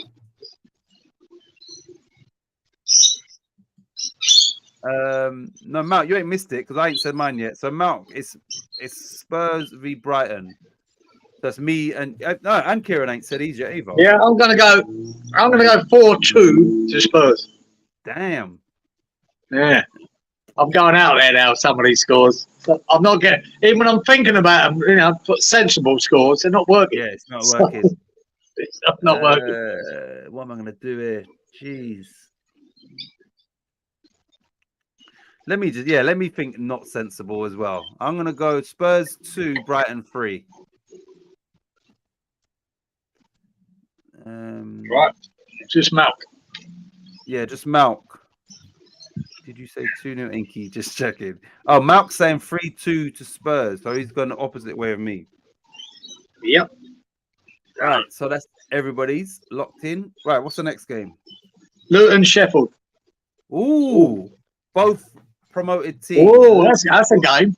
There's a game there, right? And Luton at home as well. Ooh. Well, I'm backing me Luton straight away. I'm going to say 2-0 Luton. I'm saying 2-1. Okay, right. Go on, Luton. Because I have my own. We have our own personal vendetta against Sheffield United. So yeah. Hopefully they just go down with the least amount of points possible. Right. So Lawrence has said 3-1 Luton.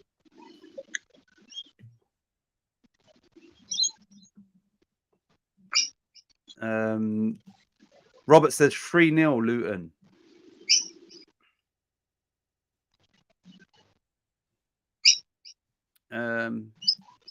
Inky says 3-1 Luton.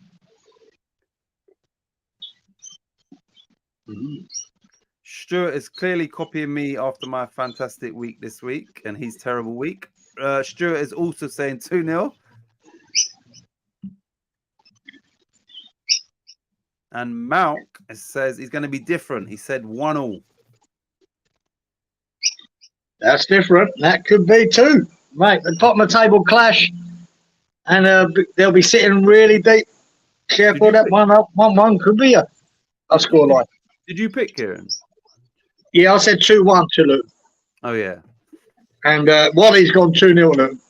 2-0 Luton, yeah. Same as me and Stuart. Right, so what's the next game on your list? Liverpool-Burnley. Liverpool at home to Burnley. Relegation favourites and title contenders. It's got to be. I'm straight in 4-0. Yeah, 4-0. Malk says it says 1-1, but he thinks Luton may pinch it. I hope they do. Yeah, I hope they win. Yeah, that's how I look at it. At home too, Luton. This is, you know, if they're going to stay up, this is where it'll count. Right. Especially Inky says Liverpool 3, Burnley 0.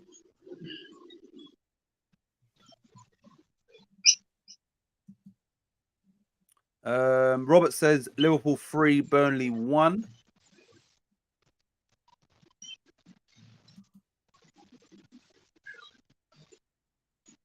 I can't give Burnley a goal in this game. I just can't. Stuart says Liverpool 4, Burnley 0. Yeah, little me. Lawrence says Liverpool 3, Burnley 0.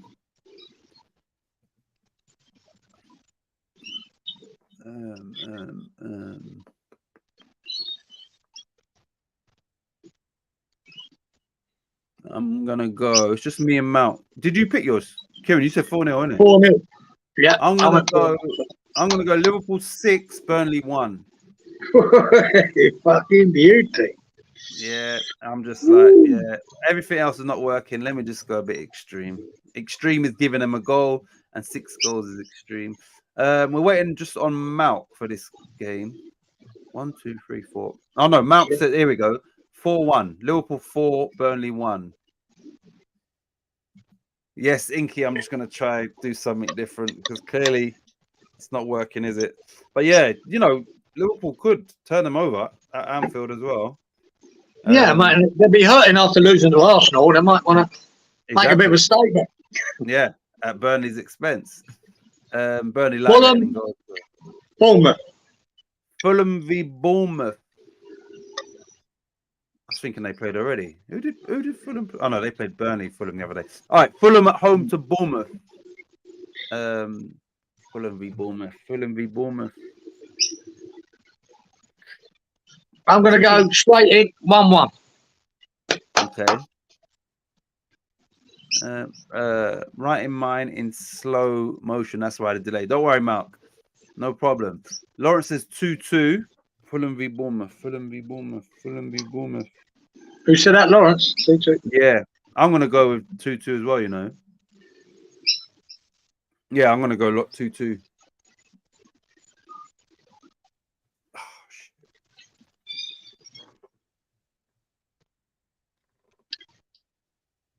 Who we got here? 1 sec. Inky, hard one. He said 2-2 as well. Yeah. Oh, shit. And Robert said 2-2 as well. Okay, hell. What's going on here? Yeah, because when you That's think about these draws so far. 5 draws. Yeah, when you think about these teams, you can see easily score. Yeah, it's a hard one to call. Yeah, it is, yeah. Stuart says 2-1 to Bournemouth. What did you pick, Kieran, for this? 1-1. Oh yeah.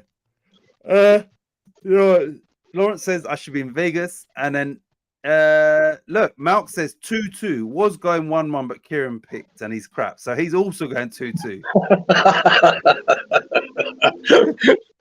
Good thinking, Mel. So everybody barring you and Stuart went 2-2. So you got everyone, yeah? Yep, all good. Forest, Newcastle.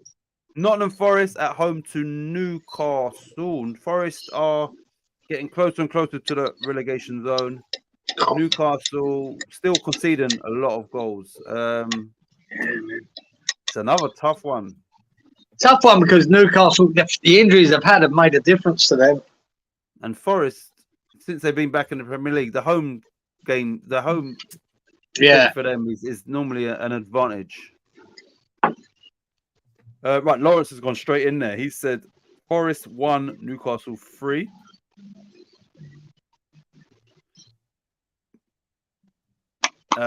Malk has said Forest 1, Newcastle 2. Oh, this is a tough one.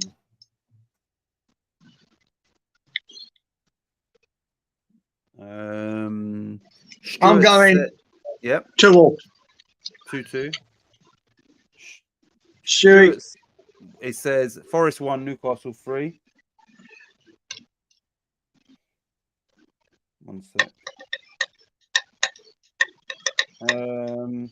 Who's next? Right, Inky says same. He said Forest 1, Newcastle 3. Inky 1-3. Yeah, it's a lead, mate. Robert says 1-1.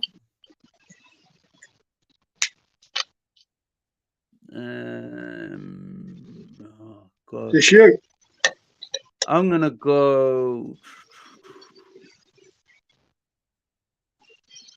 I'm gonna go 2-2. You said that as well, didn't you? Yeah. Yeah. Yep. I'm going. 2-2. Yeah, because Newcastle conceding goals. Forest at home, they can score. Let's go with another. Newcastle could blitz them. Who knows? Yeah. All right. What's the next game on your list? West Ham Arsenal. Oh Lord. I haven't thought about this to say it. Oh, I have actually. I'm gonna say West Ham 1, Arsenal 3.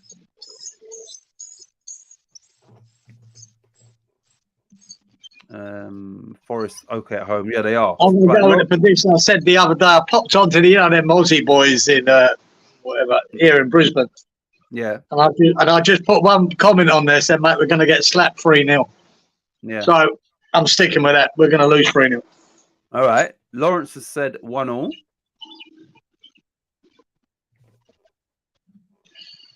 Inky has got the same as me. It says 1-3. I was actually going to go for this, but I picked this last week. So Stuart says Arsenal 4, West Ham 1.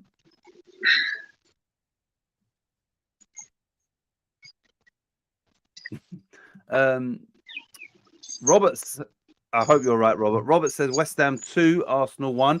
If that were the case, we would have beaten them 3 times this season. They're due. Yeah, that'd be amazing, wouldn't it?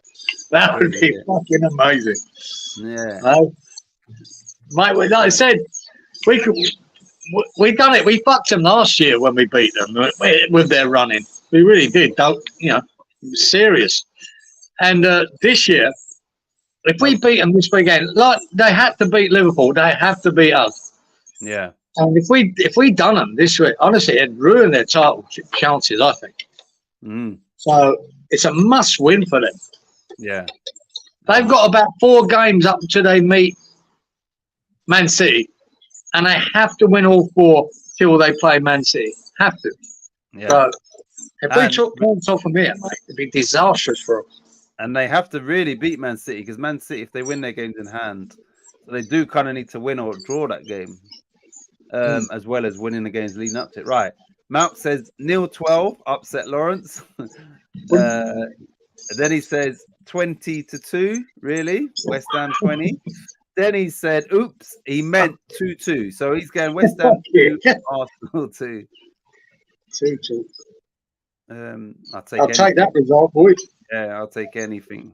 Is that everybody? Yeah. Yeah, it is, isn't it? All right. Yeah. Villa, Man U. Aston Villa at home to Manchester United. This is another big game. Yeah. Jesus. You would have thought that, Man United, the expectation would be at the very least they would be in Villa's position and Villa would be in their position, but obviously it's not the case. So just before you lot pick, let me just check the gap in points between those two teams. Aston Villa have got 46. Man United have got 30. Oh, okay, so it's only 8 points. I thought it was more than that. So it's an 8-point gap. Obviously, Man United win. It's only 5 points, which is, I thought it was more than that. Here we go. West Ham haven't lost at home since October, says Robert. I like all the positive stats. We need it. Is Paqueta? Paqueta's not going to be back, is he? Huh? Is Paqueta going to be available or not? No, he's not playing. No. So that's it. No chance. Right, here we go. Stuart says, who's at home? Villa. Yeah, I've gone 2-2. I'm straight in with 2-2. He's gone 2-2. Oh, Stu, you going to say? Yeah. And I'm going to skip a few just to say, surprise, surprise, Stu's fellow co-defendant, we call him. He's also gone 2-2. Inky's gone 2-2 as well. So, this is just ammunition for the case against them and the corruption. Right, so Malk has said 3-1 to Villa. That's the result I hope for. That 3-1 would be nice. Lawrence has said 3-2 Villa.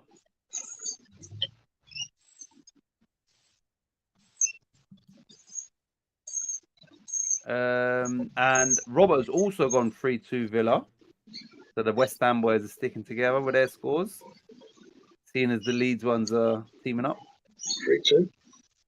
3-2. Lawrence says no Paqueta, but the mighty Antonio on the left wing may be back. When is he back? Well, he's back training. Whether he's on the bench for this, I can't see him starting him, but could be on the bench. Mark says those two must share the same pillow, Titch. I'm single. Yeah, Inky and Stuart. Inky, Titch. I didn't really. Nah, this ain't Leeds v West Ham. I'm joking. Just because you lot are winning, so I've got. No, but we're giving you credit for fucking smacking the shit out of us from last week. Yeah, we got nothing. We got them all. Yeah. We only mentioned Leeds when we said you lot are killing it this week. Yeah. So it's only giving you credit. Just bashing West Ham. Believe you me, if we beat you next week, now I'm going to give it to you. Right. So, what game are we on? Villa Man United. Have you picked? You said I said 2-2. It's down to you. 2-1 Villa. Yeah, mate. Look, Man U to me are like us, like Chelsea. I don't know what's turning up there. Yeah. You know what I mean? You Villa, just don't know. Villa just lost the FA Cup. Cheers, muckers. Villa just lost the Yeah. FA Cup at home as well. So you'd think they want to put that right. So Yeah. did we all do that? Palace Chelsea, last one. God.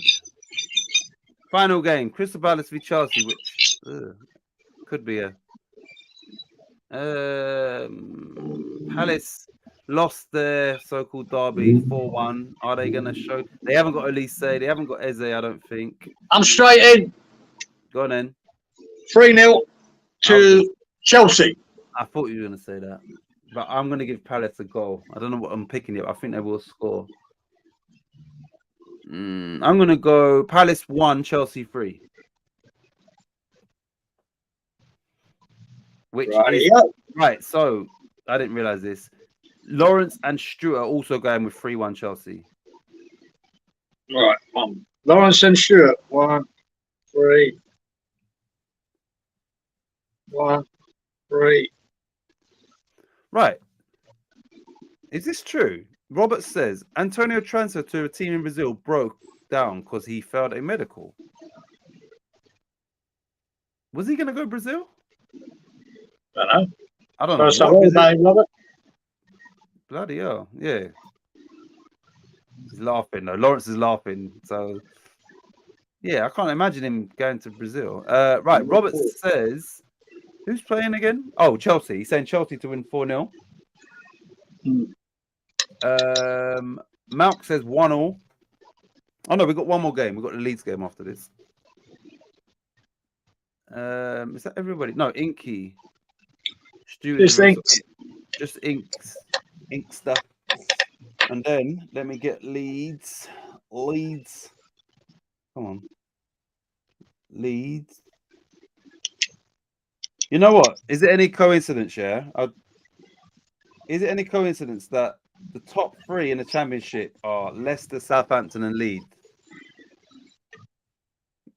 Is that like just shows you, the money that from the parachute and all of like what's the chances of those? I mean, Ipswich have got a game in hand. If they win it, they go above Leeds. But yeah, as it stands, the 3 teams went down are all the top 3 in the championship. No, it's probably the way it should be, isn't it?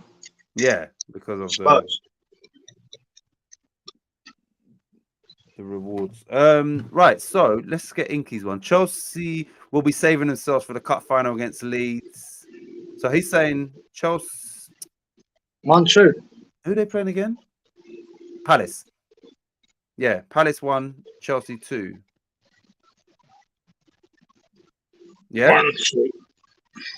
Now, you lot, the last game is Leeds United at home to Rotherham. For all the West Ham fans, Leeds are in 3rd place with 60 points. Rotherham are bottom of the table with 19 points. It is a derby. Yes, it is. Yorkshire derby.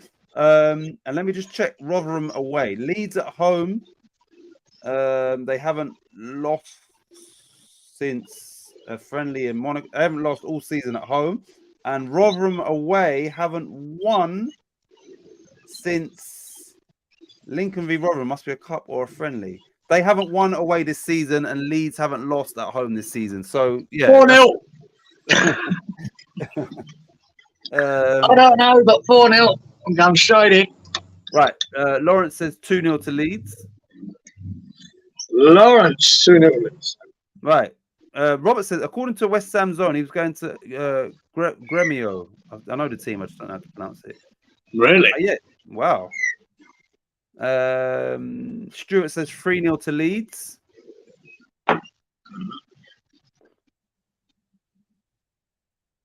Oh, sorry. Right, that's right. Let me just right. Robert says 4-0, and then going back to Inky's for the last game, it was the opposite way around. He's saying 2-1 to Palace. So yeah, that 2-1 from Inky is in Palace. The other way around. Yeah, he's saying Palace 2, Chelsea Yeah, 1. you're gonna fucking regret that, Inky. Tell you that now, man. But you just don't know with Chelsea though. No, you don't. No, it's true. Mate. Hard to predict, mate. I really are. All right, so I can see Mount, that. I put a question mark above that, Inky. Next week when I forget, go.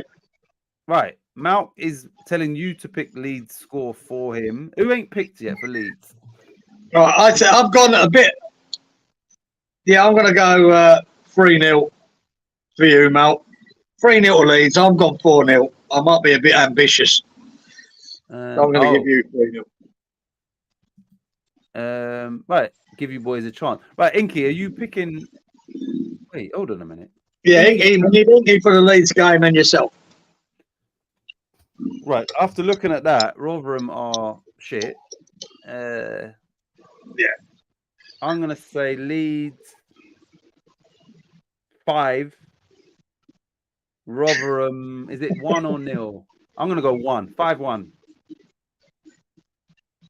Oh, all right. Oh, so all right. Inky said I can pick for him. I'm gonna go for you. I'm gonna go 4-1. 4-1 to Leeds for Inky. Mount says it depends who's in the Palace side. Yeah, well, Elise definitely won't be. I don't know what sort of injury Eze's got, but if they ain't got those two, yeah, it's right. I've got a funny feeling they're both missing, and just watching how bad Palace are, I think Chelsea will win. Simple as that. Chelsea went away to a fully strength Villa, so let's see whether they can back that up with another away win. Fucking hell, mate! I feel like I've been working all that writing. So we've got everybody's in now, haven't we? Yeah, we're all there, mate. We're all done. Right. Well, we are going to wrap up the show because we've been on air for 2 hours and 20 minutes. Fucking hell. Any final words? And yeah, any final words from you? Loads of them, mate. Fuck the blue card. Fuck Arsenal. And and bollocks to this tipping bullshit. I can't get one right. Yeah, we didn't get any. Between us two, we didn't get none. Nothing, man. I didn't think anyone would get. That's the good. I don't think anyone would get anything with the scores that came up this weekend. And for young Inky there to get 3 on the trot at the end, man. And Stewie done well. Malk done well. Yeah, we got taught a lesson this week by the Leeds boys. Well, luckily Lawrence was carrying us. He got all of them right, so I think he's. Yeah, we needed Lawrence. If you get it right, Titch, and Kieran wrong, I'll be sending a taxi. Oh my God! No, it's strange, isn't it? When we used to do the show, the prediction thing, when we weren't, I know, I seem to get a lot more right. Yeah, exactly. Yeah. I don't know why, but I did because I looked at the games and thought about it. Here I don't. I just see it and go right. Yeah, exactly. Whatever. Yeah, but I think this week could be my week. Do you know what? You know what I do? Like, in all seriousness, what I'm going to try and do, or we can set this as a benchmark. We can see who gets in any given week the most right. So 3 is. I don't think anybody's got 3, have they? Or did Wally with his system? Did he ever get 3 one time? I don't know. When he was doing, I've got some of the bits there. I don't know. I threw most of my one. But I think 3's it's very rare to get more than 2. I tell you. Now who's that? Stewie and Inky got 3 this week. Yeah, but I think 4 would be seriously good. Yeah, so now we know 3's good. Yeah, Wally as a maximum would have been 3. It wouldn't have been 4. So, but so we now know that 3 is like the record at the minute for. We'll call that the record. Yeah, it will be the record. Whoever got it. Yeah, for sure. So yeah, we'll see who can ever get a 4, and if anybody can get that this season. What's it? Lawrence says, "Thank you, all mates. Geezer, make sure you put my scores down." Don't worry, mate. Didn't matter what you said. I wrote 0-0. Inky says, "Great Friday night as usual. Cheers." No, thanks you lot. No, well done, Inky. Good picking, boy. Good picking. Yeah. Done well. Oh, Lawrence, what he's saying? Don't go horse tips. Your shit tip stuff. Night. How you talking about me, Robert? I know. But yeah, as always, much appreciated. This is the only time now that I go on YouTube. and I look forward to it. I enjoy doing it, and obviously we need you lot in the chat to, you know, contribute, which you always do. So yeah, I do this for the fun of it, for the love of it. And this is the only thing I'm doing on YouTube. That's because, you know, this is what I want to do. So yeah, much appreciated. And we will see you all probably next Friday, unless the fixtures is all over the place. But yeah, probably next Friday. But yeah, you'll see once it's scheduled anyway. But yeah, much appreciated. And we will see you all next week. Ciao. Indeed. Laters. Laters. Let me end that. Let me just